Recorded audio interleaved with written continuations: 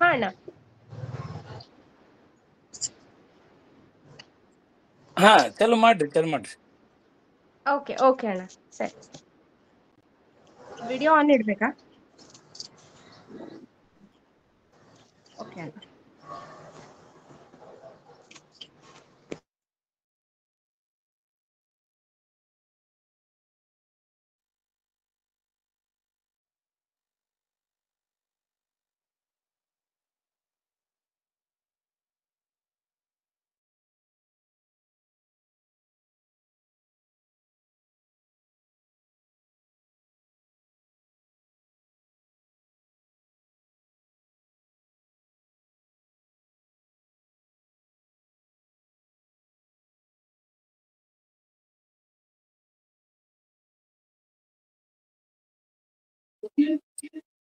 ಹೊರಗೋದ್ರೆ ಅನಿಸ್ತಾ ಇಲ್ಲ ಸರ್. ಇಲ್ಲ ಸರ್, ಇಲ್ಲೇ ಇದೀನಿ. ಬಂದೆ ಒಂದೇ ಸೆಕೆಂಡ್ ಸರ್. ಆಗ್ಲಿ ಚಲ್ ಮಾಡ್ರಿ.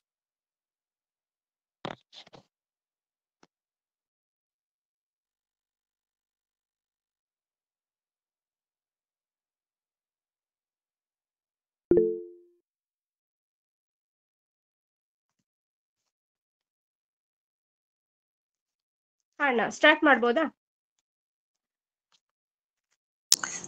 ಮಾಡ್ರಿ. ಓಕೆ. ಎಲ್ರಿಗೂ ನಮಸ್ಕಾರ. ಭಂಡಾರ ಪ್ರಕಾಶನ ಮಸ್ಕಿ ಕಾವ್ಯ ಕರ್ನಾಟಕ 100 ಪ್ರಾಯೋಗಿಕ ವಿಮರ್ಶೆ ಆನ್ಲೈನ್ ಉಪನ್ಯಾಸ ಸರಣಿಯ 38ನೇ ಉಪನ್ಯಾಸ ಇವತ್ತು ನಡೀತಾ ಇದೆ. ಈ ಕಾರ್ಯಕ್ರಮಕ್ಕೆ ಮುಖ್ಯ ವಿಮರ್ಶಕರಾಗಿ ಡಾಕ್ಟರ್ ಶೀಲಾ ಕುಮಾರಿ ದಾಸ್ ಮೇಡಮ್ ಅವರು ನಮ್ಮೊಂದಿಗೆ ಇವತ್ತು ಇದ್ದಾರೆ. ಅವರಿಗೆ ಭಂಡಾರ ಪ್ರಕಾಶನ ಮಸ್ಕಿ ಕಡೆಯಿಂದ ಮತ್ತು ಎಲ್ಲ ಕೇಳುಗರ ಕಡೆಯಿಂದ ಸ್ವಾಗತವನ್ನ ಕೋರ್ತಿದ್ದೇನೆ.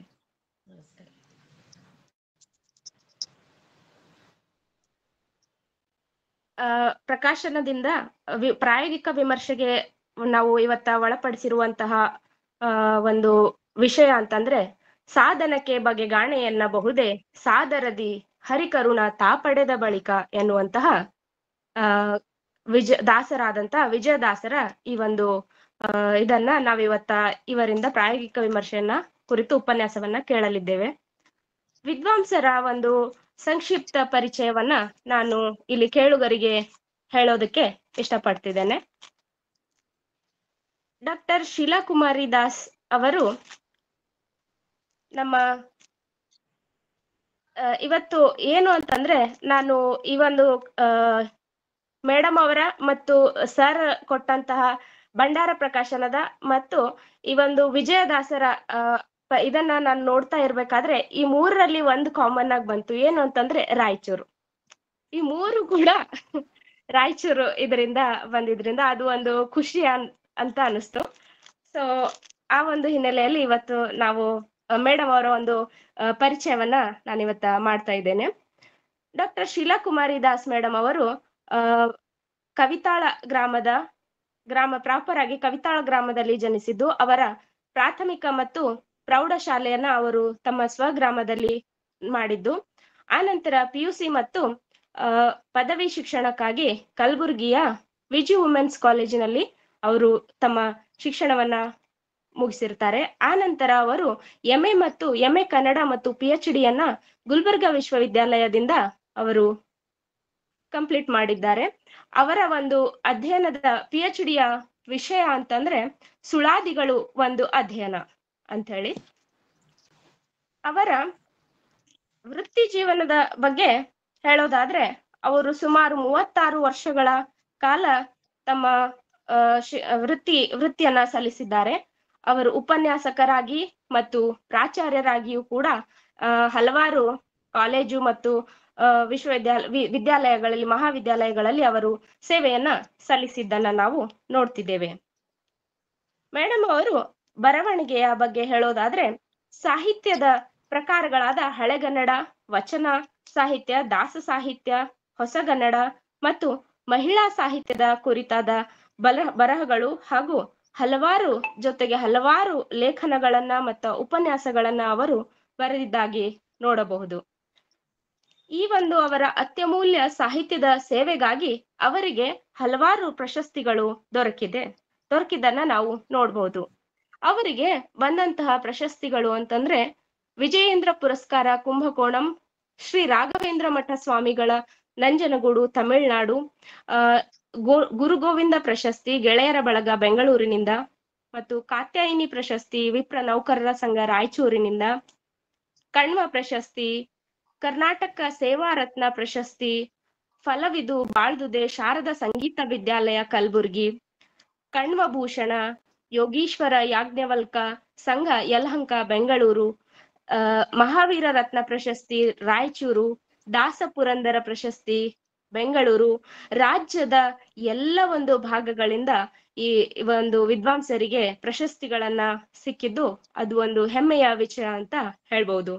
ಇನ್ನ ಅವರು ಬರೆದಿರುವಂತಹ ಕೃತಿಗಳ ಬಗ್ಗೆ ನೋಡೋದಾದ್ರೆ ಹರಿದಾಸ ಕಿರಣ, ವಿವಿಧ ಲೇಖನಗಳು, ಕಾಣ್ವ ಕಿರಣ, ಕೀರ್ತನೆಗಳ ಸಂಗ್ರಹ, ರಾಮದಾಸರ ಕೀರ್ತನೆಗಳು, ನವರಂಗ, ರಾಯಸಿರಿ ಮತ್ತು ಮಂದಾಕಿನಿ, ದಾಸರು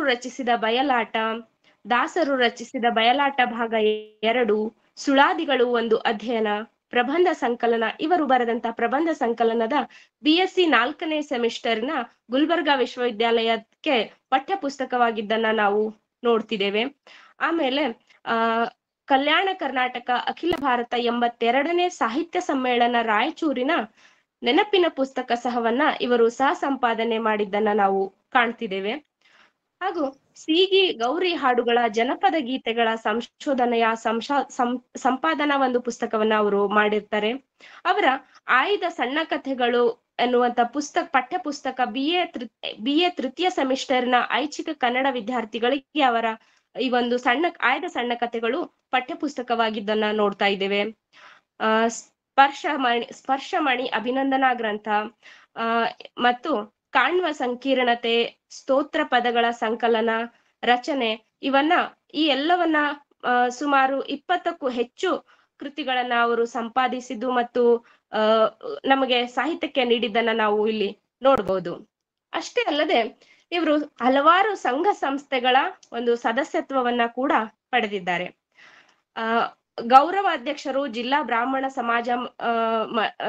ಬ್ರಾಹ್ಮಣ ಮಹಿಳಾ ಸಮಾಜದ ಅಧ್ಯಕ್ಷರಾಗಿ ರಾಯಚೂರಿನ ಅಧ್ಯಕ್ಷರಾಗಿದ್ದಾರೆ, ಮತ್ತು ಉಪಾಧ್ಯಕ್ಷರು ಭಾರತ ಸ್ಕೌಟ್ ಗೈಡ್ಸ್ ಕರ್ನಾಟಕ ರಾಯಚೂರಿನ ಉಪಾಧ್ಯಕ್ಷರು, ಸಾಹಿತ್ಯ ಪರಿಷತ್ತು ಬೆಂಗಳೂರಿನ ಸದಸ್ಯರು, ಕಾರ್ಯದರ್ಶಿ ದಾಸ ಸಾಹಿತ್ಯ ಅಧ್ಯಯನ ಕೇಂದ್ರ ರಾಯಚೂರು ಸದಸ್ಯರಾಗಿದ್ದು, ಮತ್ತು ಕಾರ್ಯಕಾರಿ ಸದಸ್ಯರು ಜಿಲ್ಲಾ ಕನ್ನಡ ಸಾಹಿತ್ಯ ಪರಿಷತ್ತು ರಾಯಚೂರಿನ ಕಾರ್ಯದರ್ಶಿ, ಮತ್ತು ಸಿರಿಗನ್ನಡ ವೇದಿಕೆ ಮಹಿಳಾ ಘಟಕ ರಾಯಚೂರಿನ ಅಧ್ಯಕ್ಷರು ಕೂಡ ಇವರು ಆಗಿದ್ದಾರೆ. ಹೀಗೆ ಇವರು ಕೆಲವೊಂದು ಹವ್ಯಾಸಗಳನ್ನು ಕೂಡ ಇವರದ್ದು ಇವೆ. ಇದು ನಮಗೂ ಕೂಡ ಈ ಒಂದು ಉಪನ್ಯಾಸದಲ್ಲಿ ನಾವು ಅವರಿಂದ ಹಾಡನ್ನು ಕೂಡ ಕೇಳಬಹುದು. ಸಂಗೀತ, ಹಾಡುವುದು, ಕೇಳುವುದು, ಸಾಹಿತ್ಯದ ಅಧ್ಯಯನ ಮಾಡುವುದು, ರಚನೆ, ಅಭಿನಯ, ನೃತ್ಯಕ್ಕೆ ಮಾರ್ಗದರ್ಶನ ಮತ್ತು ಪ್ರಬಂಧ ಮಾಡುವುದು, ಈ ಎಲ್ಲವುಗಳು ಅವರ ಹವ್ಯಾಸವೂ ಕೂಡ ಇದೆ. ಇಂಥ ಒಂದು ಅಪ್ರತಿಮ ಒಂದು ವಿದ್ವಾಂಸರು ನಮ್ಮೊಂದಿಗೆ ಇವತ್ತು ಇದ್ದಾರೆ. ಅವರನ್ನ ನಾನು ಸ್ವಾಗತ ಕೋರ್ತಾ ಇದ್ದೇನೆ. ಈ ಒಂದು ಉಪನ್ಯಾಸವನ್ನ ಆರಂಭಿಸುವುದಕ್ಕೂ ಮುಂಚೆ ಕೇಳುಗರಲ್ಲಿ ನಾನು ಹೇಳೋದು ಏನಂತಂದ್ರೆ, ಉಪನ್ಯಾಸದ ನಂತರ ಪ್ರಶ್ನೆಗಳಿಗೆ ಎಲ್ಲರಿಗೂ ಕೂಡ ಅವಕಾಶ ಇರುತ್ತೆ. ಅದಕ್ಕೂ ಕೂಡ ಚಾಟ್ ಬಾಕ್ಸ್ ನಲ್ಲಿಯೂ ಕೂಡ ತಾವು ತಮ್ಮ ಪ್ರಶ್ನೆಗಳನ್ನ ಮೆನ್ಷನ್ ಮಾಡ್ಬೋದು. ಸೊ ದಯವಿಟ್ಟು ಎಲ್ಲ ಮತ್ತು ಕೇಳುಗರು ತಮ್ಮ ಆಡಿಯೋ ಮತ್ತು ವಿಡಿಯೋವನ್ನು ಮ್ಯೂಟ್ ಮಾಡ್ಬೇಕಾಗಿ ವಿನಂತಿ. ಎಲ್ರೂ ಕೂಡ ಆಡಿಯೋ ಮತ್ತು ವಿಡಿಯೋವನ್ನ ಮ್ಯೂಟ್ ಮಾಡಿ ಈ ಒಂದು ಉಪನ್ಯಾಸವನ್ನ ಸುಶ್ರುತವಾಗಿ ಜರುಗೋದಕ್ಕೆ ತಮ್ಮ ಕೊಡುಗೆಯನ್ನ ನೀಡಬೇಕು ಅಂತ ಹೇಳಿ ನಾನು ಕೇಳ್ಕೊಳ್ತಾ ಇದ್ದೇನೆ.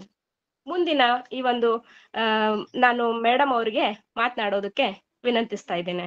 ಮೇಡಮ್. ಧನ್ಯವಾದಗಳು ಮೇಡಮ್. ಬಹಳ ವಿಸ್ತೃತವಾಗಿ ನೀವು ಪರಿಚಯ ಮಾಡಿಕೊಟ್ರಿ. ಅದು ಇಲ್ಲದಿದ್ರೂ ನಡೀತಿತ್ತು. ಧನ್ಯವಾದಗಳು. ಎಲ್ಲರಿಗೂ ನಮಸ್ಕಾರಗಳು.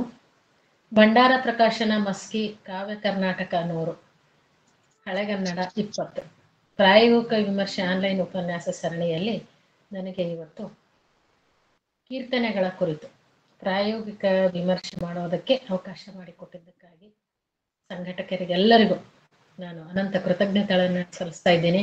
ಬಸವರಾಜ್ ಕೊಡಗುಂಟಿ ಅವರು, ಬಾಬುರಾಯ್ ದೊರೆ ಅವರು, ಮಧು ಬಿರಾದಾರ್ ಅವರು, ಸೈಯದ್ ಅಹಮದ್ ಅವರು, ಬಸಯ್ಯ ಸ್ವಾಮಿಯವರು, ಕರಲಿಂಗ ನಾಟೇಕರ್ ಅವರು ಮತ್ತು ಇರುವಂತಹ ಎಲ್ಲ ಹಿರಿಯ ಕಿರಿಯ ವಿದ್ವಾಂಸರಿಗೆ ನಾನು ನನ್ನ ನಮಸ್ಕಾರಗಳನ್ನು ಸಲ್ಲಿಸ್ತಾ ಇದ್ದೇನೆ. ನಾನು ಈಗಾಗಲೇ ತಮಗೆ ಪಠ್ಯವನ್ನ ಕೊಟ್ಟಿದ್ದೇನೆ. ಸಾಧನಕ್ಕೆ ಬಗೆಗಾಣೆ ಅನ್ನುವಂಥದ್ದು.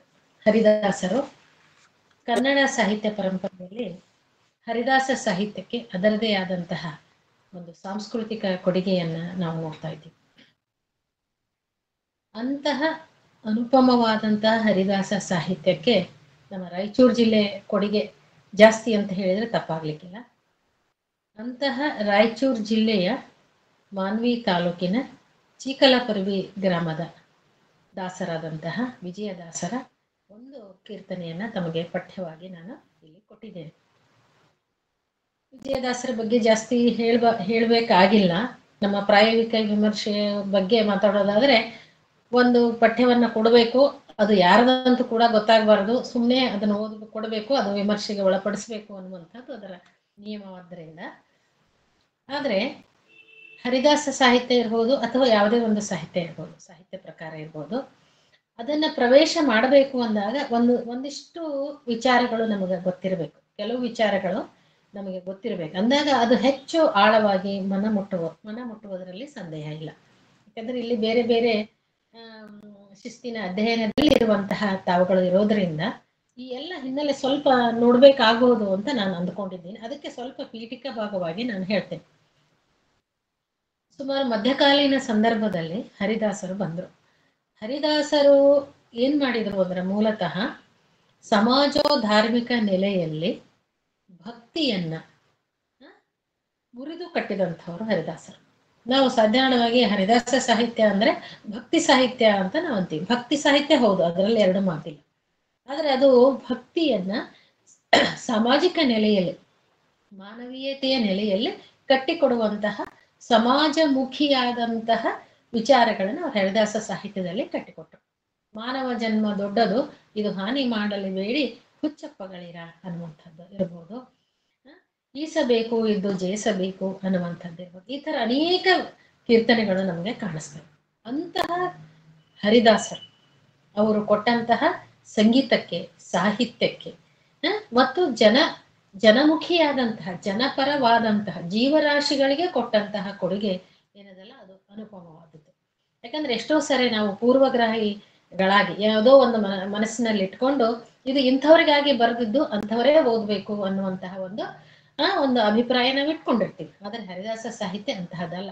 ಅದು ಸಕಲ ಜೀವರಾಶಿಗಳಿಗೆ, ಅದು ಕರ್ನಾಟಕ ಭಾರತ ಮಾತ್ರ ಅಲ್ಲ, ಅದನ್ನೇ ಮಾನವ ಕೋಟಿ ಜೀವರಾಶಿಗಳಿಗೆ ಅನ್ವಯವಾಗುವಂತಹ ವಿಚಾರಗಳನ್ನ ಅವರು ಕಟ್ಟಿಕೊಟ್ಟಿದ್ದಾರೆ. ಅವುಗಳನ್ನ ಒಂದೊಂದನ್ನಾಗಿ ಒಬ್ಬೊಬ್ಬ ದಾಸರನ್ನ ನೋಡಿದ್ರು ಕೂಡ ನಮಗೆ ಪ್ರತ್ಯೇಕವಾಗಿ ನಮಗೆ ಕಾಣಿಸ್ತಾ ಇದೆ.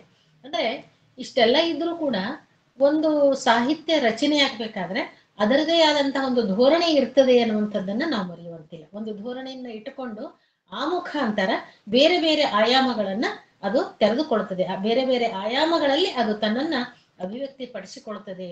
ಆ ಕಾರಣಕ್ಕಾಗಿ ಹರಿದಾಸ ಸಾಹಿತ್ಯವನ್ನ ಅಂತರ್ಶಿಸ್ತೀಯ ಅಧ್ಯಯನದಲ್ಲಿ ನೋಡೋದಕ್ಕೆ ನಮಗೆ ಸಾಧ್ಯವಾಗ್ತದೆ. ಇಲ್ಲಿ ವಿಜಯದಾಸರನ್ನ ನಾವು ಯಾಕೆ ಆರಿಸ್ಕೊಂಡಿದ್ದೀವಿ ಅಂತಂದ್ರೆ ಅವರು ನಮ್ಮ ಜಿಲ್ಲೆಯ ಹರಿದಾಸರು ಮತ್ತು ಹರಿದಾಸ ಸಾಹಿತ್ಯವನ್ನ ಅಧ್ಯಯನದ ಅನುಕೂಲಕ್ಕಾಗಿ ಬೇರೆ ಬೇರೆ ಇದನ್ನ ನಾವು ಘಟ್ಟಗಳನ್ನಾಗಿ ನಾವು ನೋಡ್ತೀವಿ. ಮಧ್ವಾಚಾರ್ಯರಿಂದ ಬಂದಂತ ದ್ವೈತ ಸಿದ್ಧಾಂತ, ಮಧ್ವಾಚಾರ್ಯರಿಂದ ಹಿಡಿದುಕೊಂಡು ಶ್ರೀಪಾದರಾಜರು, ವ್ಯಾಸರಾಜರು, ವಾದಿರಾಜರು ಇವರನ್ನೆಲ್ಲ ಒಂದು ಘಟ್ಟದಲ್ಲಿ ಸೇರಿಸ್ತೇವೆ. ಎರಡನೇ ಘಟ್ಟ ಅಂದ್ರೆ ಪುರಂದರದಾಸರು, ಕನಕದಾಸರು, ಮಹಿಪತಿದಾಸರು, ಪ್ರಮುಖರು ಎಲ್ಲರನ್ನ ಹೇಳ್ತಾ ಇಲ್ಲ, ಕೆಲವರು ಪ್ರಸನ್ನ ವೆಂಕಟದಾಸರು, ಇವರನ್ನ ಎರಡನೇ ಘಟ್ಟದಲ್ಲಿ ನಾವು ನೋಡ್ತಾ ಇದ್ದೀವಿ. ಆ ನಂತರ ಬಂದಂಥವರೇ ವಿಜಯದಾಸರು. ಅಷ್ಟೊತ್ತಿಗೆ ವಿಜಯನಗರ ಅಲ್ಲಿ ಇದು ಆಯ್ತು, ವಿಜಯನಗರದ ಅರಸು ಅಲ್ಲಿ ಸೋತರು. ಆ ನಂತರ ಅಲ್ಲಿ ಆಶ್ರಯ ಹೋಯ್ತು. ಆಗ ಅವರೆಲ್ಲರೂ ಈ ಕಡೆ ಬಂದರು. ಅಂಥದ್ರಲ್ಲಿ ವಿಜಯದಾಸರು ನಮಗೆ ಪ್ರಮುಖರಾಗ್ತಾರೆ. ಇವತ್ತಿಗೂ ನಾವು ಕೆಲವು ವಿದ್ವಾಂಸರು ಏನ್ ಮಾಡ್ತಾರೆ, ಎರಡೇ ಘಟ್ಟವನ್ನಾಗಿ ಮಾಡ್ತಾರೆ. ಒಂದು ಶ್ರೀಪಾದರಾಜರ ಘಟ್ಟ, ಇನ್ನೊಂದು ವಿಜಯದಾಸರದು ಅಂತ ಮಾಡ್ತಾರೆ. ಇನ್ನು ಕೆಲವರು 4 ಭಾಗವನ್ನಾಗಿ ಮಾಡ್ತಾರೆ. ಏನ್ ಮಾಡಿದ್ರು ಯಾವ್ದ್ರಲ್ಲಿ ವ್ಯತ್ಯಾಸ ಆಗೋದಿಲ್ಲ. ವಿಜಯದಾಸರು ಇವತ್ತಿಗೂ ಕೂಡ ಮಾದರಿಯಾದಂತಹ ಹರಿದಾಸ. ಹರಿದಾಸ ಸಾಹಿತ್ಯವನ್ನ ಓದುವ, ಹರಿದಾಸ ಸಾಹಿತ್ಯವನ್ನ ರಚಿಸುವಂತಹ ಆಧುನಿಕ ಹರಿದಾಸರಿರ್ಬೋದು ಅಥವಾ ಅಧ್ಯಯನ ಮಾಡುವಂತಹವರೆಲ್ಲರೂ ವಿಜಯದಾಸರನ್ನ ಅಲ್ಲಿ ಓದೇ ಮುಂದುವರಬೇಕು. ಅಂದ್ರೆ ಅಷ್ಟರ ಮಟ್ಟಿಗೆ ಹರಿದಾಸ ಸಾಹಿತ್ಯವನ್ನ ಶ್ರೀಮಂತವಾಗಿ, ಭಾಷಿಕವಾಗಿ, ತಾತ್ವಿಕವಾಗಿ, ನೈತಿಕತೆಯಿಂದ ಕಟ್ಟಿಕೊಟ್ಟಂತವರು ವಿಜಯದಾಸರು. ಆ ಕಾರಣಕ್ಕಾಗಿ ವಿಜಯದಾಸರನ್ನ ಬಿಟ್ಟು ಮುಂದೆ ಹೋಗೋದಕ್ಕೆ ಹರಿದಾಸ ಸಾಹಿತ್ಯಕ್ಕೆ ಸಾಧ್ಯ ಇಲ್ಲ. ಇವತ್ತು ಅನೇಕ ಪರಂಪರೆಗಳು ಬಂದ್ರು ಕೂಡ, ಆಧುನಿಕ ಹರಿದಾಸರು ಬೇಕಾದಷ್ಟು ಜನ ಬಂದ್ರು ಕೂಡ ಅವರೆಲ್ಲರೂ ವಿಜಯದಾಸರನ್ನ ಮಾದರಿಯನ್ನಾಗಿ ಇಟ್ಕೊಂಡಿದ್ದಾರೆ. ಹರಿದಾಸರು ಏನ್ ಮಾಡಿದ್ರು ಅಂದ್ರ ಆಡು ಭಾಷೆಯನ್ನ ಹಾಡು ಭಾಷೆಯನ್ನಾಗಿ ಮಾಡಿದ್ರು. ಅವ್ರು ಕೊಟ್ಟಂತಹ ಕೊಡುಗೆ, ಸಂಗೀತ ಕ್ಷೇತ್ರಕ್ಕೆ ಕೊಟ್ಟಂತಹ ಕೊಡುಗೆ. ನಾನು ಹೇಳಿದೆ, ಸಂಗೀತ ಇಲ್ಲದೆ ನಮ್ಮ ಕನ್ನಡ ಸಾಹಿತ್ಯ ಪರಂಪರೆಯನ್ನ ನೋಡಿದ್ರೆ ಎಲ್ಲವೂ ಕಾವ್ಯಾತ್ಮಕವಾದದ್ದೆ. ಮುದ್ದಣ್ಣ ಬರೋ ತನಕ ಎಲ್ಲವೂ ಕಾವ್ಯಾತ್ಮಕವಾದದ್ದೆ. ಅದಕ್ಕೆ ನಾವು ಒಂದು ಕಾರಣ ಹೇಳ್ತೀವಿ, ಏನು ಅಂದ್ರೆ ಮುದ್ರಣದ ವ್ಯವಸ್ಥೆ ಇಲ್ಲದೆ ಇರುವಂತಹ ಸಂದರ್ಭದಲ್ಲಿ ಬಾಯಿಂದ ಬಾಯಿಗೆ, ಕಂಠದಿಂದ ಕಂಠಕ್ಕೆ ಬರುವಂತಹ ಸಂದರ್ಭದಲ್ಲಿ ಹಾಡು ಬಹಳ ಮುಖ್ಯವಾಗಿತ್ತು ಅಂತ ಒಂದು ಕಾರಣ. ಅದು ಒಂದು ಕಾರಣ ಇರಬಹುದು, ಇಲ್ಲ ಅಂತಿಲ್ಲ. ಅದರೊಂದಿಗೆ ಹಾಡು ಗಾಯನ ಹೆಚ್ಚು ಅಪ್ಯಾಯಮಾನವಾಗಿರ್ತದೆ, ಹೆಚ್ಚು ಮನಸ್ಸಿಗೆ ಮುಟ್ಟುತ್ತದೆ. ಹರಿದಾಸ ಸಾಹಿತ್ಯನೂ ಅಂಥದ್ದೇ. ಹರಿದಾಸ ಸಾಹಿತ್ಯವನ್ನ ಓದುವುದಕ್ಕಿಂತ ಹರಿದಾಸ ಸಾಹಿತ್ಯವನ್ನ ಹಾಡಿದ್ರೆ ಅದು ಹೆಚ್ಚು ಮನಸ್ಸಿಗೆ ಮುಟ್ತದೆ. ಇಲ್ಲಿ ಬೇರೆ ಏನು ಅಂದ್ರೆ ಮನುಷ್ಯನನ್ನೇ ಮುಖ್ಯವಾಗಿಟ್ಟುಕೊಂಡಂತ ಸಾಹಿತ್ಯ, ಮನುಷ್ಯನ ಆಂತರಿಕ ವ್ಯಕ್ತಿತ್ವವನ್ನ ರೂಪಿಸುವಲ್ಲಿ ಹರಿದಾಸ ಸಾಹಿತ್ಯದ ಕೊಡುಗೆ ಬಹಳ ಮಹತ್ವದ್ದು, ಮುಖ್ಯ. ಇಲ್ಲದಿದ್ದರೆ ಶತಮಾನದಿಂದ ಯಾವ ಸಾಹಿತ್ಯನೂ ಉಳಿಯೋದಿಲ್ಲ. ಯಾವುದು ಮೌಲಿಕವೋ, ಯಾವುದು ತಾತ್ವಿಕವೋ, ಯಾವುದು ಜನಮುಖಿಯಾದದ್ದೋ, ಯಾವುದು ಸಮಾಜಮುಖಿಯಾದದ್ದೋ, ಯಾವುದು ಜೀವಪರವಾದದ್ದೋ ಅದು ಮಾತ್ರ ಉಳಿಯೋದಕ್ಕೆ ಸಾಧ್ಯ. ಅಂತಹ ಒಂದು ಪರಂಪರೆಯನ್ನ ನಾವು ನೋಡ್ತಾ ಇದ್ದೀವಿ. ಅಂತಹ ಒಂದು ಪರಂಪರೆಯಲ್ಲಿ ಬಂದಂಥವರು ವಿಜಯದಾಸರು ಅನ್ನುವಂಥ. ವಿಜಯದಾಸರು 558ರಷ್ಟು ಸುಳಾದಿಗಳನ್ನ, 100ರಷ್ಟು ಉಗಾಭೋಗಗಳನ್ನ, 150 ಕೀರ್ತನೆಗಳನ್ನ ರಚಿಸಿದ್ದಾರೆ. ಇದು ನಮಗ್ ಸಿಕ್ಕದ್ದು. ಸಿಗ್ಲಾರದು ಭೂಗರ್ಭದಲ್ಲಿ ಎಷ್ಟು ಹೋಗ್ಯಾವೋ ನಮಗ್ ಗೊತ್ತಿಲ್ಲ. ಯಾಕಂದ್ರೆ ಕ್ಷೇತ್ರ ಕಾರ್ಯ ಆಗ್ಬೇಕು, ಅದೆಲ್ಲ ದೊಡ್ಡ ಕೆಲಸ. ಅವೆಲ್ಲ ಶತಮಾನದಿಂದ ಅವೆಲ್ಲವೂ ಒಂದೊಂದ್ಸರಿ ಭೂಗರ್ಭದಲ್ಲಿ ಸೇರಿ ಹೋಗಿರ್ಬೋದು. ಇಲ್ಲಿ ಸುಳಾದಿದಾಸರು ಅಂತಾನೆ ಕರೀತಾರೆ. ವಿಜಯದಾಸರನ್ನ ಸುಳಾದಿದಾಸರು ಅಂತಾನೆ ಕರೀತಾರೆ. ಅಂದ್ರೆ ಹರಿದಾಸ ಸಾಹಿತ್ಯದಲ್ಲಿ ಕೀರ್ತನೆಗಳು ಬರ್ತವೆ, ಉಗಾಭೋಗಗಳು ಬರ್ತವೆ, ಸುಳಾದಿಗಳು ಬರ್ತವೆ, ತತ್ವಸುವಾಲಿಗಳು ಬರ್ತವೆ, ಬಯಲಾಟಗಳು ಬರ್ತವೆ. ಇವೆಲ್ಲವೂ ಹರಿದಾಸ ಸಾಹಿತ್ಯದ ಪ್ರಕಾರಗಳು. ಇಂತಹ ಪ್ರಕಾರದಲ್ಲಿ ಸಾಧಾರಣವಾಗಿ ಏನ್ ಅನ್ಕೊಂತೀವಿ ಅಂದ್ರೆ ಹರಿದಾಸ ಸಾಹಿತ್ಯ ಅಂದ್ರೆ ಕೀರ್ತನೆ ಅಂತ ನಾವು ಅನ್ಕೊಳ್ತೀವಿ. ಆದ್ರೆ ಅದಲ್ಲದೆ ಬೇರೆ ಬೇರೆ ಬೇರೆ ಬೇರೆ ಪ್ರಕಾರಗಳಿರುವುದನ್ನ ನಾವು ನೋಡ್ತಾ ಇದ್ವಿ. ಅಂತಹ ಪ್ರಕಾರದಲ್ಲಿ ಸದ್ಯಕ್ಕೆ ನಾವು ಕೀರ್ತನೆಯನ್ನ ನಾನು ಇಟ್ಕೊಂಡಿದ್ದೀನಿ. ತಾವು ಮುಂದೆ ಚರ್ಚೆ ಮಾಡ್ಬೇಕಾದಾಗ ಬೇರೆ ವಿಷಯಗಳನ್ನು ಕೂಡ ನಾನು ತಮ್ಮೊಂದಿಗೆ ಹಂಚ್ಕೊಳ್ತೀನಿ. ಈಗ ನಾನು ಸಾಧನಕ್ಕೆ ಬಗೆಗಾಣೆ ಅನ್ನುವಂತಹ ಕೀರ್ತನೆಯನ್ನ ಕೊಟ್ಟಿದ್ದೀನಿ. ಇಲ್ಲಿ ನಾನು ಈಗಾಗಲೇ ನಿಮಗೆ ಹೇಳಿದ್ದೆ ದ್ವೈತ ಸಿದ್ಧಾಂತವನ್ನ ಇಟ್ಕೊಂಡಿದ್ದೆ. ದ್ವೈತ ಸಿದ್ಧಾಂತದ ತತ್ವಗಳು ಏನು ಅಂದ್ರೆ ಸಾಮಾನ್ಯವಾಗಿ ನಾನು ನಿಮಗೆ ಹೇಳ್ತೇನೆ, ಹರಿಯೇ ಸರ್ವೋತ್ತಮ ಅಂತ ಹೊರಡುವಂಥದ್ದು. ಆಮೇಲೆ ಹರಿ ಸರ್ವತ್ರನಾದವನು, ಸರ್ವವ್ಯಾಪ್ತನಾದವನು, ಸ್ವತಂತ್ರನಾದವನು, ತಾರತಮ್ಯ, ಪಂಚಭೇದ, ಹೀಗೆ ಈ ತತ್ವಗಳನ್ನ ಇಟ್ಟುಕೊಂಡು ರೂಪುಗೊಂಡಂಥದ್ದು ದ್ವೈತ ಸಿದ್ಧಾಂತ. ನಡುಗನ್ನಡದ ಸಂದರ್ಭದಲ್ಲಿ ಒಂದು ಮತಗಳಲ್ಲಿ ಒಂದು ಏನಿತ್ತು, ಪೈಪೋಟಿ ಇತ್ತು. ಅದನ್ನು ಕೂಡ ಇವರು ಮಾಡಿದ್ದಾರೆ, ಇಲ್ಲ ಅಂತ ನಾವು ಪೂರ್ಣವಾಗಿ ಹೇಳೋದಕ್ಕೆ ಸಾಧ್ಯ ಇಲ್ಲ. ಅದರೊಂದಿಗೆ ಸಾಮಾಜಿಕ ಮತ್ತು ಮಾನವೀಯ ಕಾಳಜಿಯನ್ನ ಅವರು ಬಿಟ್ಟವರಲ್ಲ. ಮನೆ ಮನೆಗೆ ಕಾಲಿಗೆ ಗೆಜ್ಜೆ ಕಟ್ಟಿಕೊಂಡು ಮನೆ ಮನೆಗೆ ಹೋಗಿ ಅವ್ರು ಏನ್ ಮಾಡಿದ್ರು, ಜ್ಞಾನವನ್ನ ಹಂಚಿದಂಥವ್ರು ಹರಿದಾಸರು. ಅಂತಹ ಹರಿದಾಸರಲ್ಲಿ ಒಂದು ಕೀರ್ತನೆ ನಿಮಗೆ ನಾನು ಕೊಟ್ಟಿದ್ದೇನೆ. ಸಾಧನಕ್ಕೆ ಬಗೆಗಾಣೆ ನೆನಬಹುದೇ, ಸಾದರದೆ ಹರಿಕನನ ತಾ ಪಡೆದ ಬಳಕ. ಪಲ್ಲವಿ. ಅದು ರಚನೆ ಹೆಂಗಿರ್ತದೆ ಕೀರ್ತನೆ ಅಂದ್ರೆ ಒಂದು ಪಲ್ಲವಿ ಇರ್ತದೆ, ಒಂದು ಅನುಪಲ್ಲವಿ. ಇದು ಸಂಗೀತದ ರಚನಾತ್ಮಕವಾಗಿ ಹರಿದಾಸರು ಏನ್ ಮಾಡಿದ್ರು ಅಂದ್ರೆ, ಶಾಸ್ತ್ರೀಯ ಸಂಗೀತ ಇತ್ತು ಆಲ್ರೆಡಿ. ಆ ಶಾಸ್ತ್ರೀಯ ಸಂಗೀತವನ್ನ, ಅದರ ಬಿಗಿಯನ್ನ ಕಡಿಮೆ ಮಾಡಿ ಜನಪದ ಲಯಗಳನ್ನ ಎತ್ತರಿಸಿ ರೂಪಿಸಿದಂಥದ್ದು ದಾಸ ಸಾಹಿತ್ಯ. ಏನೋ ಕರ್ನಾಟಕ ಸಂಗೀತ ಅಂತ ನಾವು ಹೇಳ್ತೀವಿ. ಕರ್ನಾಟಕ ಸಂಗೀತ ಅಂದ್ರೆ ಅವತ್ತು ಶಾಸ್ತ್ರಿ ಬಹಳ ಗಡಿಚಾದಂತಹ ಸಂಗೀತ. ಆ ಸಂಗೀತದ ಬಿಗಿಯನ್ನ ಕಡಿಮೆ ಮಾಡಿ ಮತ್ತು ಜನಪದ ಲಯಗಳನ್ನ ಎತ್ತರಿಸಿ ಅವೆರಡನ್ನ ಮೇಳೈಸಿ ರೂಪಿಸಿದಂಥದ್ದು ಕರ್ನಾಟಕ ಸಂಗೀತ. ಅಂತಹ ಸಂಗೀತದ ಮುಖಾಂತರ ಇವರು ನಮಗೆ ಕೊಟ್ಟಂತಹದ್ದು ಕೀರ್ತನೆಗಳು. ಸಾಧನಕ್ಕೆ ಬಗೆಗಾಣೆ ನೆನಬಹುದೇ, ಸಾದರದಿ ಹರಿ ಕರುಣ ತಾ ಪಡೆದ ಬಳಿಕ. ಸಾಧನಕ್ಕೆ ಬಗೆಗಾಣೆ ಎನ್ನಬಹುದೇ. ಏನ್ ಸಾಧನೆ ಮಾಡ್ಬೇಕು ನಾವಂತೀವಿ, ಏನ್ ಸಾಧನೆ ಮಾಡ್ಬೇಕಂತೀವ್ರಿ? ಸಾಧನೆ ಮಾಡೋದಕ್ಕೆ ಟೈಮ್ ಸಿಗುವಲ್ತು ಆ ತರ ನಾವು ಮಾತಾಡ್ತೀವಿ. ಹರಿದಾಸರು ಹೇಳ್ತಾರೆ ಸಾಧನೆ ಮಾಡಬೇಕು ಅಂದ್ರೆ ಬೇರೆ ಏನ್ ಬೇಕು, ಭಗವಂತನ ಕರುಣೆ ಪಡೆದ ಬಳಿಕ. ಕರುಣೆ ಅಂದ್ರೆ ಏನು ಅಂತ ನಾವು ಶಬ್ದಶಃ ಏನೋ ಸಾಹಿತ್ಯದ ವಿದ್ಯಾರ್ಥಿಗಳಾಗಿ ನಾವು ನೋಡೋದಾದ್ರೆ, ಕರುಣೆ ಅನ್ನುವಂತಹ ಪದ ಏನು ಅಂದ್ರೆ ಈ ಒಂದು ದೇಹವನ್ನ ಕೊಟ್ಟಿದ್ದಾನಲ್ಲ ದೇವರು, ಅದೇ ದೊಡ್ಡ ಕರುಣೆ ಅಂತ. ನಮಗೆ 2 ಕಣ್ಣು ಕೊಟ್ಟಿದ್ದಾನೆ, ಕಿವಿ ಕೊಟ್ಟಿದ್ದಾನೆ, ಬಾಯಿ ಕೊಟ್ಟಿದ್ದಾನೆ, ಕೈಕಾಲುಗಳನ್ನ ಕೊಟ್ಟಿದ್ದಾನೆ. ಹೌದಾ? ಕರುಣೆ ಅಂದ್ರೆ ನಮ್ಗೆ ದುಡ್ಡು ಕೊಡಬೇಕು, ಶ್ರೀಮಂತಿಕೆ ಕೊಡಬೇಕು ಅಲ್ಲ. ಹರಿದಾಸರು ಹೇಳೋದು ಅದನ್ನಲ್ಲ. ಅವ್ರು ಹೇಳೋದು ಏನು ಅಂದ್ರೆ ಈ ಒಂದು ದೇಹ ಪರೋಪಕಾರಾರ್ಥಂ ಇದಂ ಶರೀರಂ. ಈ ಶರೀರ ಅನ್ನುವಂಥದ್ದು ಏನದಲ್ಲ, ಬೇರೆಯವರಿಗೆ ಉಪಕಾರ ಮಾಡುವುದಕ್ಕಾಗಿ ಸೃಷ್ಟಿಯಾದದ್ದು. ಇದು ಭಗವಂತನ ಕರುಣೆ. ಯಾಕಂದ್ರೆ ನಾವು ಬುದ್ಧಿಜೀವಿಗಳು, ಮನುಷ್ಯನಾದವನು ಬುದ್ಧಿಜೀವಿ ಆದವನ ಕೆಲಸ ಏನು, ತಾನು ಬದುಕಬೇಕು, ಇನ್ನೊಬ್ಬರನ್ನು ಬದುಕುವುದಕ್ಕೆ ಅವಕಾಶ ಮಾಡಿಕೊಡ್ಬೇಕು. ಪರೋಪಕಾರಾರ್ಥಂ ಇದಂ ಶರೀರಂ. ಈ ಶರೀರ ಅನ್ನುವಂತಹದ್ದು ನಾನು ಸಂತೋಷ ಪಟ್ಟು ನನ್ನಲ್ಲಿ ನಾನು ಮರೆಯೋದಲ್ಲ, ಇದು ಜನಪರವಾದ ಜನಮುಖಿಯಾದಂತಹ ಜನರಿಗೆ ಉಪಕಾರವಾಗುವಂತಹ ಕೆಲಸದಲ್ಲಿ ನನ್ನನ್ನು ತೊಡಗಿಸಿಕೊಳ್ಳಬೇಕು ಅನ್ನುವಂಥದ್ದೇ ಈ ಒಂದು ಮನುಷ್ಯ ಜನ್ಮದ ಒಂದು ಉದ್ದೇಶ. ಇದು ಭಗವಂತನ ಕರುಣೆ ಅಂತ ಹೇಳ್ತಾರೆ ಹರಿದಾಸರು. ಏನು ಸಾದರದಿ ಹರಿಕರುಣ ತಾಪಡಿದ ಬಳಕ. ಈ ಮಾನವ ಜನ್ಮ ಅಂತ ನಾವು ಹುಟ್ಟಿದೀವಲ್ಲ, ಇದು ಭಗವಂತನ ಕರುಣೆ. ಈ ಕರುಣೆಯಿಂದ ಭಗವಂತ ಏನ್ ಮಾಡ್ತಾನೆ, ಭಗವಂತನ ಕೊಟ್ಟಂತಹ ಕರುಣೆಯಿಂದ ನಾವು ಜನಮುಖಿಯಾಗಿ ಜನಪರವಾಗಿ ಕೆಲಸ ಮಾಡಬೇಕು. ಇದು ಭಗವಂತನ ಕರುಣೆ ಅಂತ ಹರಿದಾಸರ ಅಭಿಪ್ರಾಯ. ಇಲ್ಲಿ ನಾನು ಹೇಳಿದೆ ಪರಮಾತ್ಮ ಸರ್ವ ವ್ಯಾಪ್ತನಾಗಿದ್ದಾನೆ, ಸಕಲ ಜೀವರಾಶಿಗಳಲ್ಲಿ ಪರಮಾತ್ಮ ವ್ಯಾಪ್ತನಾಗಿದ್ದಾನೆ ಅನ್ನುವಂಥದ್ದು ದ್ವೈತ ಸಿದ್ಧಾಂತ. ಅದು ಪರಮಾತ್ಮ ಎಲ್ಲೇ ಕಡೆ ಕಾಣಿಸ್ತಾನೆ. ನಾವು ಇದನ್ನ ನೋಡ್ತೀವಿ ನೋಡ್ರಿ, ಏನೋ ಭಕ್ತ ಪ್ರಹ್ಲಾದ ನರಸಿಂಹನ ಕಥೆಯನ್ನ ನೋಡ್ತೀವಿ ನೋಡ್ರಿ. ಎಲ್ಲಿದ್ದಾನೆ ದೇವ್ರು, ಎಲ್ಲಿದ್ದಾನೆ ತೋರ್ಸು ಅಂದ್ರೆ ಇಲ್ಲಿ ಎಲ್ಲಾ ಕಡೆ ಇದ್ದಾನೆ ದೇವ್ರು ಅಂದ್ರೆ. ಹಂಗಂದ್ರೆ ಈ ಕಮಲಾಗಿದ್ದಾನ? ಹೌದು ಇದ್ದಾನೆ. ಒಡದ್ ತೋರ್ಸು, ಒಡದ ದೇವ್ರ ಪ್ರತ್ಯಕ್ಷ. ಅದೊಂದು ಅಂದ್ರೆ ಏನಾಗ್ತಂದ್ರೆ ಎಲ್ಲ ಕಡೆ ಸಕಲ ಭಾಗವತದಲ್ಲಿ ಹೇಳ್ತಾರ, ಸಕಲ ಜೀವರಾಶಿಗಳಲ್ಲಿ ಪರಮಾತ್ಮ ಇದ್ದಾನೆ. ಒಂದು ಸಣ್ಣ ಕ್ರಿಮಿ ಕೀಟವನ್ನು ಕೂಡ ನಾವು ನೋಯಿಸಬಾರದು ಅಂತ. ಅದನ್ನ ತೋಯಿಸಿದ್ರೆ ಭಗವಂತನನ್ನ ನೋಯಿಸಿದಂಗ ಆಗ್ತದ ಅಂತ ಹೇಳ್ತದೆ. ಅದನ್ನೇ ಇಲ್ಲಿ ಇವ್ರು ಹೇಳ್ತಾರೆ, ಕಂಡದ್ದೆಲ್ಲ ಕಮಲನಾಭನ ಮೂರ್ತಿ, ಉಂಡು ಹುಟ್ಟುದ್ದೆಲ್ಲ ವಿಷ್ಣು ಪೂಜೆ, ತಂಡದ ವಾರ್ತೆ ವಾರಿಜಾಕ್ಷನ ಕೀರ್ತಿ, ಹಿಂಡು ಮಾತುಗಳೆಲ್ಲ. ಈ ಇಹ ಜೀವನವನ್ನ, ನಮ್ಮ ಸಾಂಸಾರಿಕ ಜೀವನವನ್ನ ನಿರಾಕರಿಸಿಲ್ಲ. ಸಂಸಾರ ಅನ್ನುವಂಥದ್ದು ಏನದಲ್ಲ, ಅದು ಪರಮಾತ್ಮನ ಪೂಜೆಗೆ ಇರುವಂತಹ ಪರಿವಾರ ಅಂತ ಹೇಳ್ತಾರೆ. ನಾವೆಲ್ಲರೂ ನಮ್ಮ ಮನೆಯೊಳ ತಂದೆ ತಾಯಿ ಅಣ್ಣ ಅಕ್ಕ ತಮ್ಮ ತಂಗಿ ನಾವೇನ್ ಇದ್ದೀವಲ್ಲ, ನಾವೆಲ್ಲ ಪರಿವಾರ ದೇವತೆಗಳು ಅಂತ ಹೇಳ್ತಾರೆ. ಪರಿವಾರ ದೇವತೆಗಳು ಅಂತಂದ್ರೆ ಏನು ಅಂದ್ರೆ ಭಗವಂತನಿಗೆ ಕುಟುಂಬ ಸಹಿತವಾಗಿ ಮಾಡುವಂತಹ ಆರಾಧನೆ.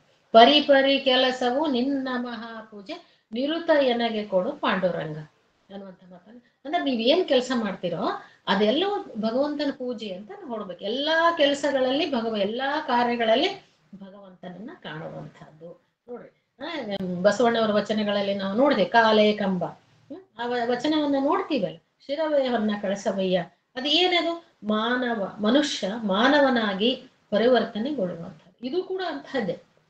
ನಾವು ಮಾಡುವಂತಹ ಪ್ರತಿ ಕೆಲಸದಲ್ಲಿಯೂ ಕೂಡ ಪರಮಾತ್ಮನನ್ನ ಕಾಣೋದು ಅಂತಂದ್ರೆ ಅಲ್ಲಿ ಒಳ್ಳೆಯದನ್ನ ಕಾಣುವಂತಹದ್ದು, ಅಲ್ಲಿ ದೈವತ್ವವನ್ನ ಕಾಣುವಂತಹದ್ದು ಅನ್ನುವಂತಹ ಅರ್ಥವನ್ನ ನಾವು ನೋಡ್ತೀವಿ.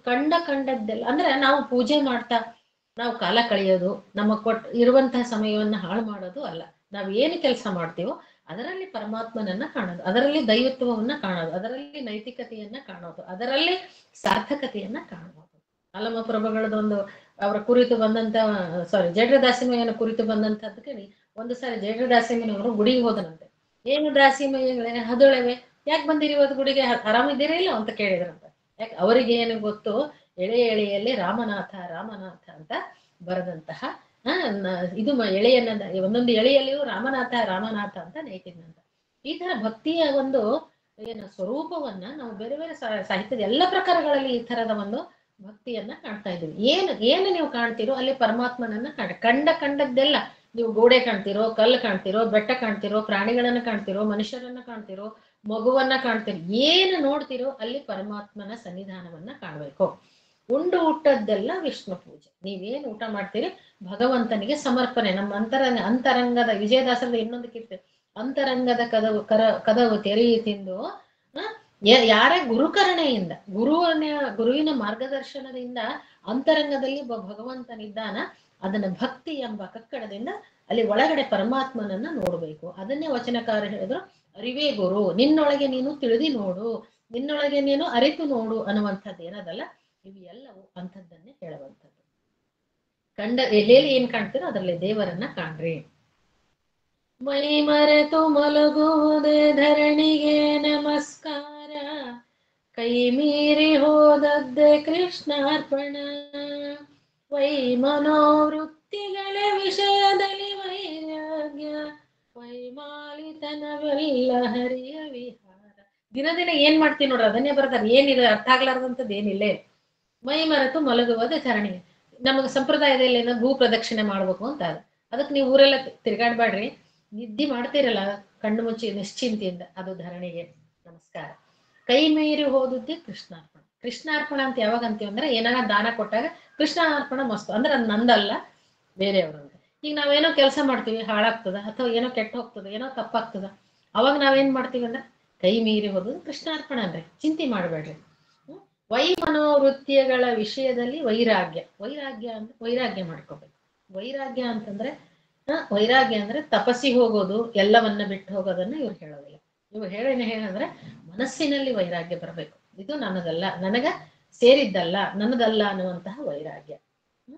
ವೈಮಾಲಿತನವೆಲ್ಲ ಹರಿಯುವೆ. ನಾವೇನು ಮಾಡ್ತಿರ್ತೀವಿ ನೋಡ್ರಿ, ನೋಡ್ರಿ ನಮ್ಮ ಭಾಷೆ ಇದು ವೈಮಾಲಿತನ ಅಂತ ಕರೀತಾರೆ. ನಮ್ಮ ರಾಯಚೂರಿನ ಒಂದು ಪಾರಿಭಾಷಿಕ ಶಬ್ದ ಅಂದ್ರೂ ತಪ್ಪಾಗ್ಲಿಕ್ಕಿಲ್ಲ. ವೈಮಾಲಿತನ, ಎಷ್ಟು ವೈಮಾಲಿತನ ಮಾಡ್ತಾರ ನೋಡು. ವೈಮಾಲಿತನ ಅಂದ್ರೆ ಇದ್ದದಕ್ಕಿಂತ ಹೆಚ್ಚು ನಟನೆ ಮಾಡೋದು. ವೈಮಾಲಿತನ ಅಂದ್ರೆ ಏನು ಅಂದ್ರೆ ನಟನೆ ಮಾಡುವಂಥದ್ದು, ಇದ್ದದಕ್ಕಿಂತ ಹೆಚ್ಚು ತೋರಿಸ್ಕೊಳ್ಳೋದು. ಬಡವರು ಇದ್ರೆ ಶ್ರೀಮಂತರಂಗ್ ತೋರಿಸ್ಕೊಳ್ಳೋದು, ಈ ತರ ತೋರಿಸ್ಕೊಂತೀವಿ ನೋಡ್ರಿ, ಅದನ್ನ ವೈಮಾಲಿತನ ಅಂತಾರ. ಅದು ದೇವರ ವಿಹಾರ ಅಂತ ತಿಳ್ಕೊಬೇಕಂತ. ಇದು ನಮ್ಮ ರಾಯಚೂರಿನ ಶಬ್ದ. ಅದು ವಾಗತ್ಯ ಪಡುವುದೇ ವಿಧಿ ನಿಷೇಧ ಆಚರಣೆ. ವಾಗತ್ಯ ಪಡೋದು, ವಾಗತ್ಯ ಅಂತಂದ್ರೆ ಯಾವ್ದಕ್ ಕರಿತೀವಿ ಅಂದ್ರೆ, ಅವ್ರು ಬರಬಾರ್ದು, ಇವ್ರು ಹೋಗ್ಬಾರ್ದು, ಬೆಕ್ಕ ಅಡ್ಡ ಬಂತು, ಕಾಗೆ ಕೂಗ್ತು, ಇಂಥವೆಲ್ಲ ನಾವು ಮಾತಾಡ್ತೀವಲ್ಲ, ಇದೆಲ್ಲ ವಾಗತ್ಯ ಮಾಡ್ಕೊಳ್ಳೋದು. ಅವ್ರು ಬರಬಾರ್ದು, ಇವ್ರು ಬರಬಾರ್ದು, ಮುಂಜಾನೆ ಅವ್ರ ಮುಖ ಕಾಣಿಸ್ತು, ಇದಕ್ಕೆಲ್ಲ ವಾಗತ್ಯ ಅಂತ ಕರಿತೀವಿ. ವಾಗತ್ಯ ಪಡುವುದೇ ವಿಧಿ ನಿಷೇಧ. ವಿಧಿ ನಿಷೇಧ ಅಂತ ಇರ್ತಾವ. ವಿಧಿ ನಿಷೇಧ ಅಂತಂದ್ರೆ ಏನು ಅಂದ್ರೆ, ಇದನ್ನ ಮಾಡ್ಬೇಕು, ಇದನ್ನ ಮಾಡಬಾರ್ದು, ನಾವು ಇಂಥ ದಿನ ಉಪವಾಸ ಮಾಡ್ಬೇಕು, ಇಂಥ ದಿನ ಈ ರೀತಿ, ಇವೆಲ್ಲ ಸಂಪ್ರದಾಯಗಳಿದ್ದಾವೆ ನಮಗೆ. ಅಂಥವೆಲ್ಲ ವಿಧಿ ನಿಷೇಧಗಳು. ರೋಗಾನುಭವವೆಲ್ಲ ಉಗ್ರ ತಪವು. ಇದು ಬಹಳ ಮುಖ್ಯವಾದದ್ದು. ಎಷ್ಟೋ ಸರಿ ರೋಗ ಬರ್ತದೆ ನಮಗೆ. ರೋಗ ಬಂದಾಗ ನಾವೇನ್ ಅನ್ಕೊಂತೀವಿ ಅಂತಂದ್ರೆ, ಅಯ್ಯೋ ನಮ್ದು ಯಾವ ಜನ್ಮದ ಕರ್ಮ ಏನಪ್ಪಾ, ನಮ್ಗೆ ಇಂಥ ರೋಗ ಬಂತು ಅಂತೀವಿ. ಎಷ್ಟೋ ಜನಕ್ಕೆ ರೋಗ ಬಂದದಂತ ಹೇಳ್ಕೊಳ್ಳೋದಕ್ಕೂ ಇಷ್ಟ ಆಗೋದಿಲ್ಲ. ಆದ್ರೆ ಹರಿದಾಸರು ಹೇಳ್ತಾರೆ, ರೋಗ ಬಂದ್ರೆ ಚಿಂತೆ ಮಾಡ್ಬೇಡ್ರಿ, ಅದು ತಪಸ್ಸು ಅಂತ ತಿಳ್ಕೊಡ್ರಿ. ಖಂಡಿತ ಅದು ತಪಸ್ಸು. ಪಥ್ಯ ಮಾಡ್ತೀವ, ಊಟ ಮಾಡೋದಿಲ್ಲ, ಅದು ತಿನ್ನಬಾರ್ದು, ಇದು ತಿನ್ನಬಾರ್ದು ಅಂತ ಹೇಳ್ತಾರೆ. ಅದನ್ನ ನೀವು ಬೇಸರ ಮಾಡ್ಕೊಬೇಡ್ರಿ. ಅದಕ್ಕೆ ನೀವು ಏನು ಮಾಡ್ಕೋಬೇಕಾಗಿಲ್ಲ. ಅದು ಏನಂದ್ರೆ ಪರಮಾತ್ಮನ ತಪಸ್ಸದು ಅಂತ. ತಪಸ್ಸು ನೀವು ಅಡವಿಗೆ ಹೋಗಿ ಗುಡ್ಡದಾಗ ಕೂತ್ಕೊಂಡು ತಪಸ್ಸು ಮಾಡ್ಬೇಕಾಗಿಲ್ಲ. ಅದೇನು ಅಂದ್ರೆ ಅದು ಬಂದದ್ದನ್ನು ಅನುಭವಿಸ್ತೀನಿ ಅನ್ನುವಂಥದ್ದೇ ತಪಸ್ಸು. ಆಗದವರ ಆಡಿಕೊಂಬುವುದೇ ಆಶೀರ್ವಾದ. ಯಾರು ನಮ್ಗೆ ಆಗ್ಲಾರ್ದು ಎಷ್ಟು ಜನ ಇರ್ತಾರೆ, ಅವರೆಲ್ಲ ನಮ್ಮ ಬಗ್ಗೆ ಏನೇನೋ ಆಡ್ಕೊಂತಾರೆ. ಇರ್ಲಿ, ಅವ್ರು ನಮ್ಮ ದೋಷವನ್ನ ಕಳ್ಕೊಂಡ್ರೆ ಹೇಳಿದ್ರ ನಿಂದಕರಿರಬೇಕಯ್ಯ ಹಂದಿಯ ಹಾಗೆ ಅಂತ ಹೇಳ್ಯಾರ. ಇಂಥವೆಲ್ಲ ಅವ್ರ ಕಡೆ ನಾವು ಗಮನ ಕೊಡಬೇಕಾಗಿಲ್ಲ. ಬೀಗರುಪಚಾರವೇ ಭೂತದಯೋ, ಇದು ಬಹಳ ಮುಖ್ಯವಾದದ್ದು. ಭೂತದಯ ಅನ್ನುವಂಥದ್ದು ನಮಗಿರ್ಬೇಕು. ಮಾನವ ಜನ್ಮ ಬಂದ ಮೇಲೆ ಇನ್ನೊಂದು ಜೀವಗಳ ಮೇಲೆ ದಯೆ ಅನ್ನುವಂಥದ್ದು ಇರ್ಬೇಕು, ಅನುಕಂಪ ಅಂತ ಇರ್ಬೇಕು, ಪ್ರೀತಿ ಅಂತ ಇರಬೇಕು. ಅದು ಇಲ್ಲದೆ ಇದ್ರೆ ನಾವು ಮನುಷ್ಯರೇ ಅಲ್ಲ. ಬೀಗರುಪಚಾರವೇ ಭೂತದಯವೋ, ಭೂತದಯವನ್ನ ನಾವು ಮಾಡ್ಬೇಕು. ಹಿಡಿದ ಹಠ ಪೂರೈಸಲು ಹರಿಯ ಸಂಕಲ್ಪ. ಹಿಡಿದ ಹಠ, ನಾನು ಈ ಕೆಲಸ ಮಾಡ್ತೀನಿ, ಈ ಕೆಲಸ ನನಗಾಗ್ಬೇಕು. ಸಾಧನೆ ಅಂದ್ರೆ ಅದೇ. ಸಾಧನೆ ಅಂತಂದ್ರೆ ಏನಂದ್ರೆ, ಒಂದು ಕೆಲಸವನ್ನ ನಾವು ಯಾವ್ದನ್ನ ಹಿಡ್ಕೊಂತೀವೋ ಅದನ್ನ ಕರೆಕ್ಟ್ ಆಗಿ ಮುಗಿಸ್ಬೇಕು ಅನ್ನುವ ಹಠ ಏನಿರ್ತದಲ್ಲ, ಅದೇ ಸಾಧನೆಯ ಮುಖ್ಯ ಒಂದು ಶಕ್ತಿ, ಅಂತಃಸತ್ವ ಅದು. ಹಿಡಿದ ಹಠ ಪೂರೈಸಲದು ಹರಿಯ ಸಂಕಲ್ಪ, ನಡೆದಾಡುವುದೆಲ್ಲ ತೀರ್ಥಯಾತ್ರೆ. ಹರಿದಾಸರು ಬೇಕಾದಷ್ಟು ಕಡೆ ಹೇಳ, ನನ್ನ ಕೈಗಳು ನಿನ್ನನ್ನು ಅರ್ಚಿಸಲಿ, ನನ್ನ ಪಾದಗಳು ತೀರ್ಥಯಾತ್ರೆಯನ್ನ ಮಾಡಲಿ, ನನ್ನ ಕಣ್ಣುಗಳು ನಿನ್ನ ಮೂರುತಿಯನ್ನ ನೋಡ್ಲಿ, ನನ್ನ ಕಿವಿಗಳು ನಿನ್ನ ನಾಮಸ್ಮರಣೆಯನ್ನ ಕೇಳಲಿ, ಹೌದಾ, ನನ್ನ ನಾಲಿಗೆ ಸದಾ ನಿನ್ನನ್ನ ಸ್ಮರಿಸ್ಲಿ. ಈ ತರ ತಮ್ಮನ್ನ ಇಡೀ ಒಂದು ದೈವತ್ವಕ್ಕೆ ಅರ್ಪಿಸಿಕೊಳ್ಳುವಂತಹ ಕೆಲಸ. ನೀವು ಏನು ಮನೆಯೊಳಗೆ ಓಡಾಡ್ತೀರಿ, ಹೊಲಕ್ಕೆ ಹೋಗ್ತೀರಿ, ನೀವು ಕೆಲ್ಸಕ್ಕೆ ಹೋಗ್ತೀರಿ, ಎಲ್ಲಿ ಹೋಗ್ತಿರೋ ಅದುವೇ ತೀರ್ಥಯಾತ್ರೆ ಅಂತ ನೀವು ತಿಳ್ಕೊಳ್ರಿ. ಬಡತನವು ಬರಲದೆ ಭಗವದ್ ಭಜನೆ ಯೋಗ. ಬಡತನ ಬಂತು ಅಂತ ಹಂಚ್ಕೋಬೇಡ್ರಿ. ಅದು ಒಂದು ಭಗವಂತನ ಆರಾಧನೆ. ಬಡತನ ಬಂದಾಗ ನಾವು ಚಿಂತೆ ಮಾಡ್ತಾ ಇರ್ತೀವಿ, ದೇವರನ್ನ ಸ್ಮರಣೆ ಮಾಡ್ಕೊಳ್ತಾ ಇರ್ತೀವಿ. ಸಡಗರದಲ್ಲಿಪ್ಪುದೇ ಶ್ರೀಶನಾಜ್ಞೆ. ನಾವು ಸಂತೋಷವಾಗಿದ್ರೆ ಅದು ಭಗವಂತನ ಅನುಗ್ರಹ ಅಂತ ತಿಳ್ಕೊಳ್ರಿ. ಇನ್ನು ಕೊನೆಯ ನೋಡಿ ಬಹಳ ಮುಖ್ಯವಾದದ್ದು, ಬುದ್ಧಿ ಸಾಲದೆ ಸುಮ್ಮನಿರುವುದೇ ಸಮ್ಮತವು. ಇದು ನಮ್ಮ ಕಡೆಯಿಂದ ಆಗೋದಿಲ್ಲ, ಇದು ಸಾಧ್ಯ ಇಲ್ಲ. ಏನೋ ಮಾತಾಡ್ತೀವಿ, ಯಾರಿಗೋ ಏನೋ ಕೆಟ್ಟ ಮಾತಾಡ್ತೀವಿ, ಯಾರಿಗೋ ಟೀಕೆ ಮಾಡ್ತೀವಿ, ಯಾರಿಗೋ ಹಂಗಸ್ತೀವಿ. ಬುದ್ಧಿ ಸಾಲದೆ ಸುಮ್ಮನಿರುವುದೇ ಸಮ್ಮತವು, ಮಾತು ಬಂದಾಗ ಸೋತು ಹೋದವನೇ ಜಾಣ. ನೋಡ್ರಿ ಎಷ್ಟು ಚಂದ ನಮಗ ಇರುವಂತಹ ಅನುಭವ ನುಡಿಗಳಿವು. ಎದ್ರಿಚ್ಛಾ ಲಾಭವೇ ಸುಖವು ಜನರು. ಎದ್ರಿಚ್ಛಾ ಅಂತಂದ್ರೆ ಯಾವುದು? ಎದ್ರಿಚ್ಛಾ ಲಾಭ ಅಂದ್ರೆ ಮುಂದೆ ಏನ್ ಬರ್ತದೋ ಗೊತ್ತಿಲ್ಲ ನಮ್ಗೆ. ಒಳ್ಳೇದ್ ಬರ್ಬೋದು, ಕೆಟ್ಟ ಬರ್ಬೋದು, ಬಡತನ ಬರ್ಬೋದು, ಅಪವಾದ ಬರ್ಬೋದು, ಏನ್ ಬೇಕಾದ್ ಬರ್ಬೋದು. ಬರ್ಲಿ ಅಂತ ನಿಂದ್ರು, ಬಂದದ್ದೆಲ್ಲ ಬರಲಿ, ಗೋವಿಂದನ ದಯ ಹೊಂದಿರ್ಲಿ ಭಗವತ್. ಕುವೆಂಪು ಅವ್ರು ಹೇಳ್ತಾರಲ್ಲ, ಕಷ್ಟ ಕೊಡಬೇಡ ಅಂತ ನಾನು ಕೇಳೋದಿಲ್ಲ, ಕಷ್ಟವನ್ನ ಸಹಿಸುವ ಶಕ್ತಿ ಕೊಡುವಂತ ಅಲ್ಲಿ ಇರುವುದನ್ನ ನಾವು ನೋಡ್ತಾ ಇದ್ದೀವಿ. ಕುವೆಂಪು ಅವ್ರ ಕಾರ್ಯದಲ್ಲಿ ನಾವು ನೋಡ್ತೀವಿ. ಕಷ್ಟಗಳನ್ನು ನಾನು ಬೇಡೋದಿಲ್ಲ ಅಂತಿಲ್ಲ, ಕೊಡು, ಕಷ್ಟಗಳನ್ನು ಕೊಡು, ಆದ್ರೆ ಕಷ್ಟಗಳನ್ನ ಸಹಿಸುವಂತಹ ಸಾಮರ್ಥ್ಯವನ್ನು ಕೊಡು. ಎದ್ರಿಚ್ ಲಾಭವೇ ಸುಖವು ಏನಲ್ಲ. ಮಧ್ವಂತಾರ್ಗತ ಶ್ರೀ ವಿಜಯ ವಿಠಲರೆಯ ಹೃದ್ಗತಾರ್ಥವ ತಿಳಿದು ಒಪ್ಪಿಸಿಕೊಳ್ಳು. ಹೃದ್ಗತ, ಹೃದಯದಲ್ಲಿರುವಂತಹ ಭಾವವನ್ನ ನೋಡು. ಹೃದಯದಲ್ಲಿ ಎಂತ ಭಾವವಿದೆ, ಅದು ಒಳ್ಳೆಯದಿದೆಯೋ, ನಿನ್ನನ್ನ ಸ್ಮರಿಸುವಂತಹ, ನಿನ್ನನ್ನ ಸ್ತೋತ್ರ ಮಾಡುವಂತಹ, ಸಕಲರಲ್ಲಿ ಪರಮಾತ್ಮನನ್ನ ಕಾಣುವಂತಹ ಭಾವ ಇದೆಯೋ, ಏನಿದೆ ನಾನು ಅಂದ್ರೆ ಇದು ಏನನ್ನ ಹೇಳ್ತಂದ್ರೆ ಡಂಬಾಚಾರ ಮಾಡಿ ಹೊರಗಡೆ ತೋರಿಕೆಯ ಜನ ಇರ್ತಾರೆ ನೋಡ್ರಿ, ಅಂಥವರಿಗಾಗಿ ಹೇಳುವಂಥದ್ದು. ಹೊರಗೆ ಏನ್ ಕಾಣಿಸ್ತದೋ ಅದನ್ನ ನೀವು ನಂಬಬೇಕಾಗಿಲ್ಲ, ಒಳಗಡೆ ಏನಿದೆ ಅದನ್ನ ನೋಡ್ರಿ. ನಾನು ಅರಿಯಬೇಕು, ನನ್ನೊಳಗೆ ನಾನು ಅರಿತುಕೊಳ್ಳಬೇಕು, ನನ್ನೊಳಗೆ ನಾನು ಅರಿತುಕೊಳ್ಳಬೇಕು ಅಂತ. ಅಂದ್ರೆ ಇಲ್ಲಿ ಇದನ್ನ ನಾನು ನಿಮ್ಗಿಷ್ಟು ಹೇಳಿದ್ದು, ಇದು ನಿಮಗೆ ಅರ್ಥವಾಗುವಂತಹ ವಿಚಾರಣೆ, ಇದರಲ್ಲಿ ಅರ್ಥವಾಗಲಾರ್ದಂಥದ್ದೇನಿಲ್ಲ. ಆದ್ರೆ ಇದರ ನಂತರ ಏನಿದೆ ನೋಡ್ರಿ, ಇದು ಎಲ್ಲವೂ, ಈ ಆಚರಣೆಗಳೆಲ್ಲವೂ ಧರ್ಮದಲ್ಲಿ ಹೇಳಿದ್ದು, ಧರ್ಮಾಚರಣೆಯಲ್ಲಿ ಹೇಳಿದ್ದು. ಆದ್ರೆ ಇದನ್ನ ಮಾಡದೆ ಅದನ್ನ ಮಾಡಿದ್ರೆ ಏನು ಲಾಭ ಇಲ್ಲ ಅನ್ನುವುದು ಇಲ್ಲಿಯ ತಾತ್ಪರ್ಯ. ಇದು ಸಾಮಾನ್ಯ ಅರ್ಥದಲ್ಲಿ ನಾನು ನಿಮಗೆ ಹೇಳಿದ್ದೇನೆ. ಈಗ ಇದರ ಮೇಲೆ ತಾವು ಚರ್ಚೆ ಮಾಡಿದ್ರೆ ಅದಕ್ಕೆ ನಾನು ಸರಿಯಾದ ಉತ್ತರವನ್ನ ನಾನು ಹೇಳ್ತೇನೆ. ಸಾಧನೆ ಅನ್ನುವಂಥದ್ದು ಏನು ಅಂದ್ರೆ ಆತ್ಮೋದ್ಧಾರ. ಆತ್ಮೋದ್ಧಾರ ಅನ್ನೋದು ಯಾವುದು, ಯಾವುದಕ್ಕೆ ಆತ್ಮೋದ್ಧಾರ ಅಂತ ನಾವು ಕರಿತೀವಿ.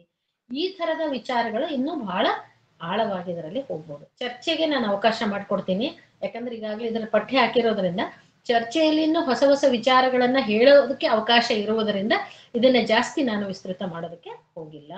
ಇನ್ನೂ ಕೂಡ ಇದರ ಬಗ್ಗೆ ಚರ್ಚೆ ಮಾಡೋಣ ಅಂತ ಹೇಳ್ತಾ ನಿಮಗೆ ಚರ್ಚೆಗೆ ಅವಕಾಶವನ್ನ ಕೊಡ್ತಾ ಇದ್ದೇನೆ.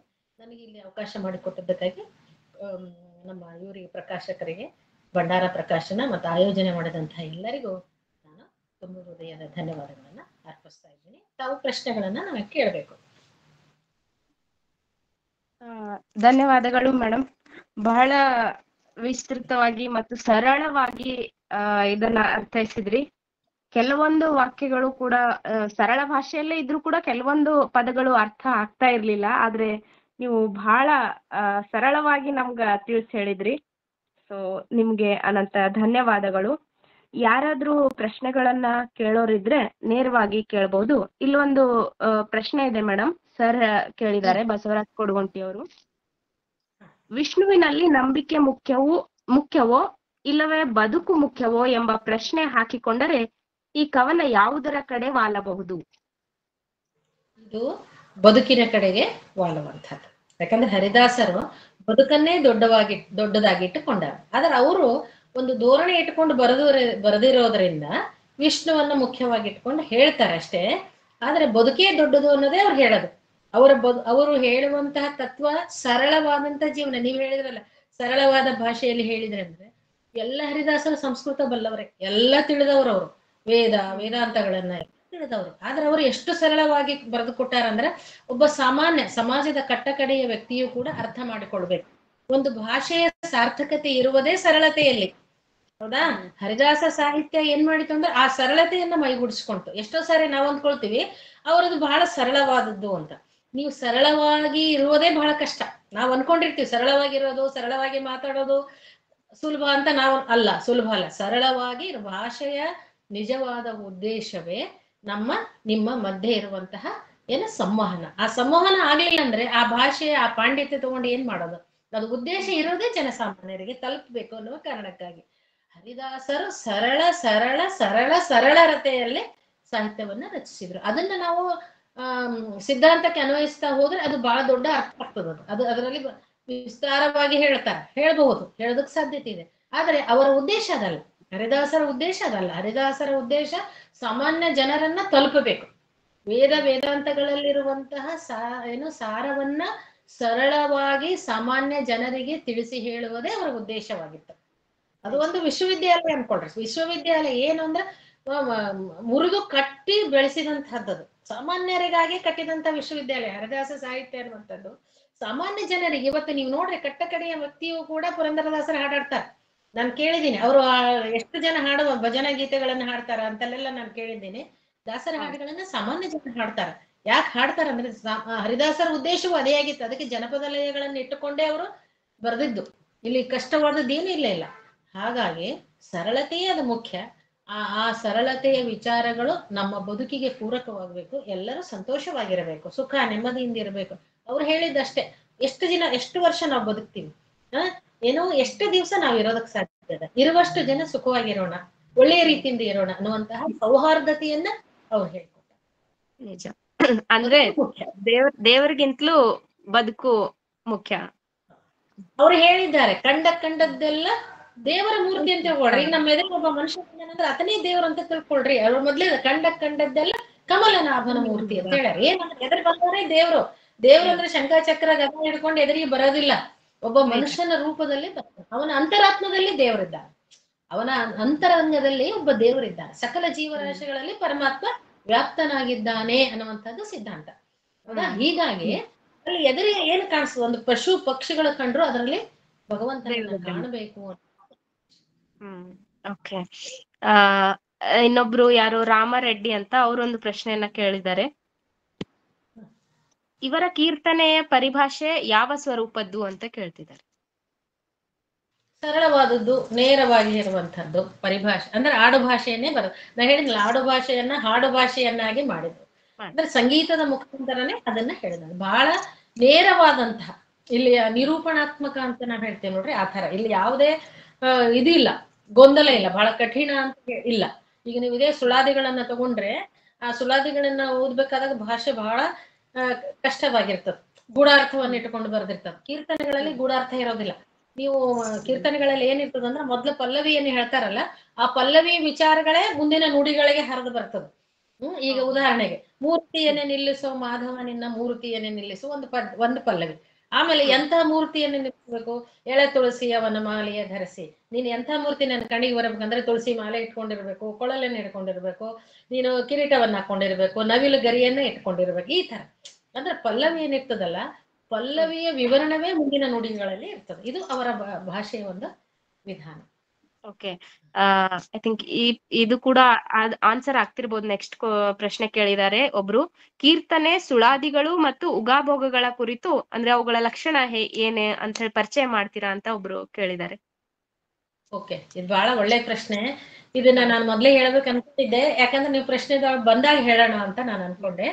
ಈಗ ಹರಿದಾಸ ಸಾಹಿತ್ಯ, ಈಗ ಏನು ಜನಪದ ಸಾಹಿತ್ಯ ಅಂದ್ರೆ ತ್ರಿಪದಿ ಅನ್ಕೊಂತೀವಿ.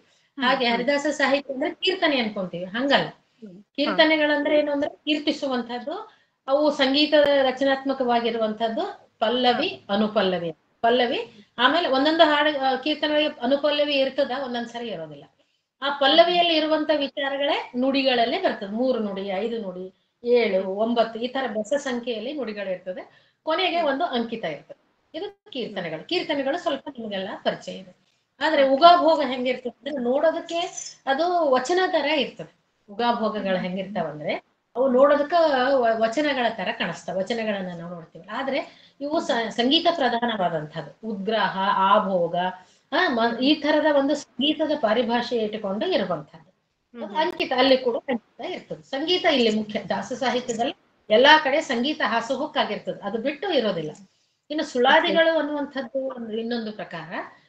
ಅದು ಸ್ವಲ್ಪ ಗಂಭೀರವಾದದ್ದು. ಅಂದ್ರೆ ಕೀರ್ತನೆಗಳಷ್ಟು ಉಗಾಭೋಗದಷ್ಟು ಸರಳ ಅಲ್ಲ.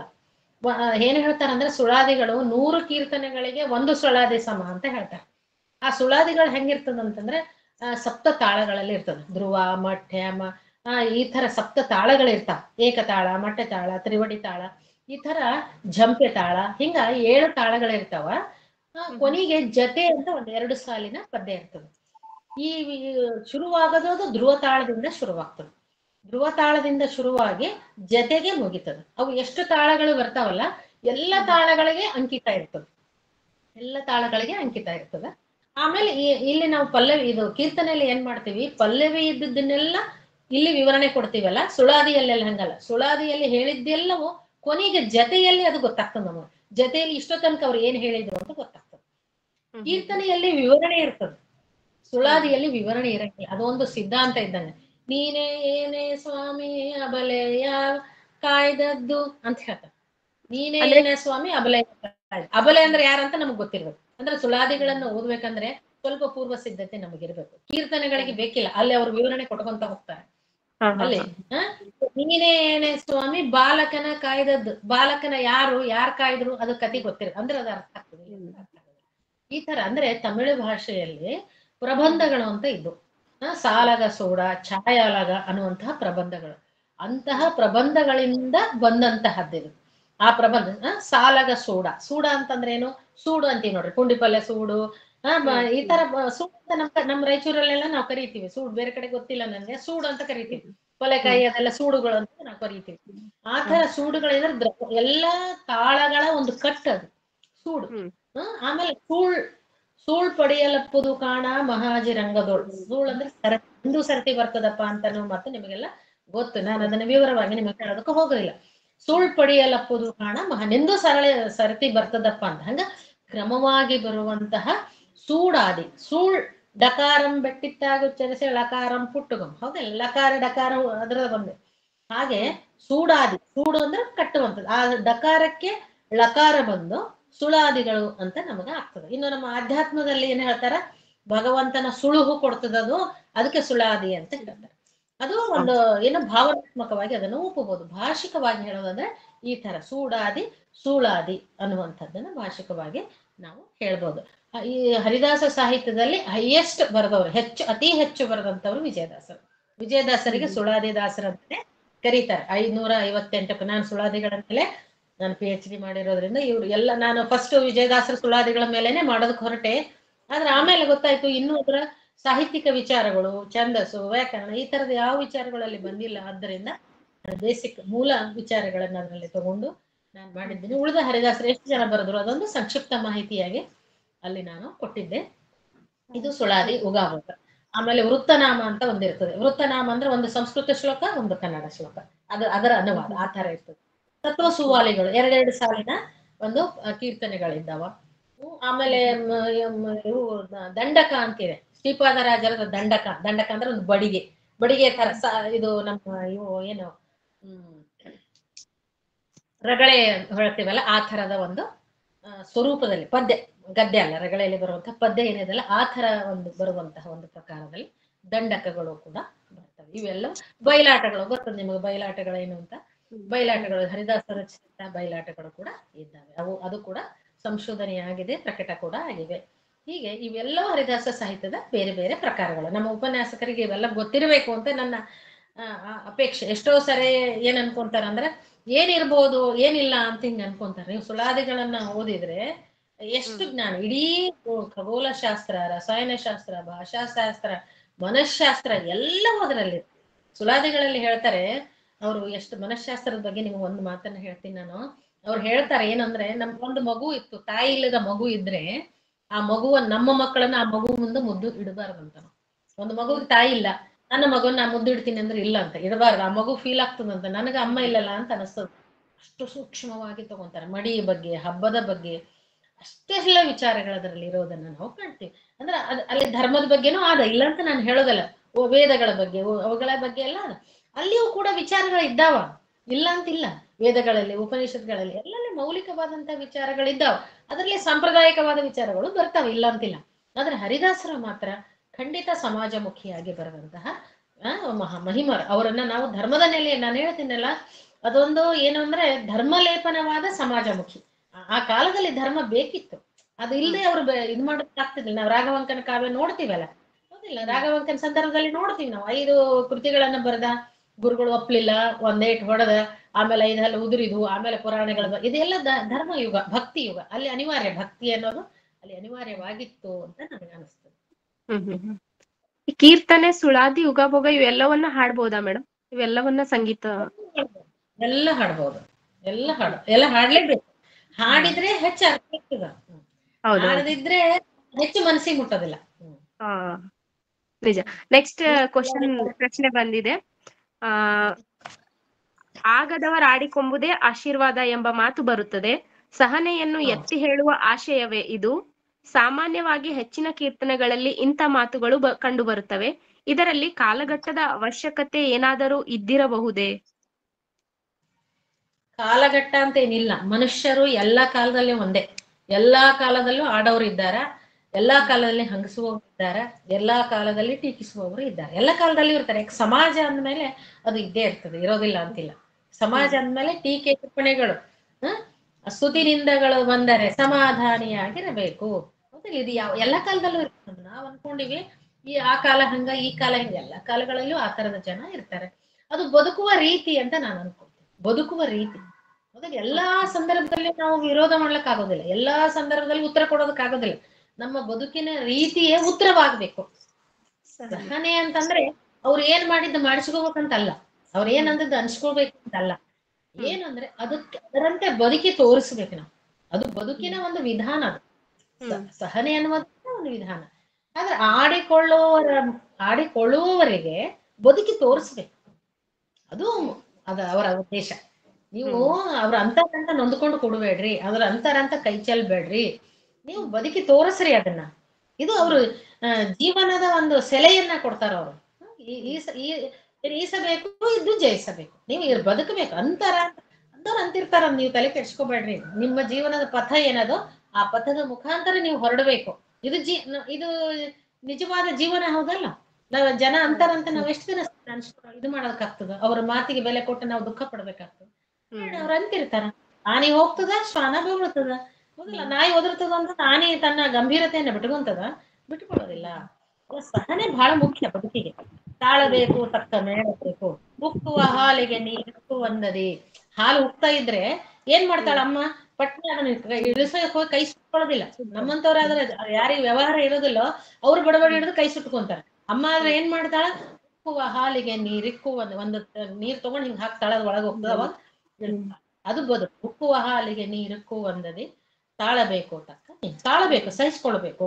ಅಂದ್ರೆ ನಮಗೊಂದು ಸಮಯ ಬರೋ ತನಕ, ನಮ್ಮ ನಮ್ಮ ಸಾಧನೆ ಆಗುವ ತನಕ, ಇದು ಸಾಧನೆಗೆ ಇರುವಂತದ್ದು. ನಾವು ಸಾಧನೆ ಮಾಡ್ಬೇಕಾದಾಗ ಈ ಎಲ್ಲ ಸಹನೆ ಅನ್ನುವಂಥದ್ದು ನಮ್ಮ ಬದುಕಿಗೆ ಬೇಕು ಅನ್ನೋದನ್ನ ನಾವು ಹೇಳ್ದ.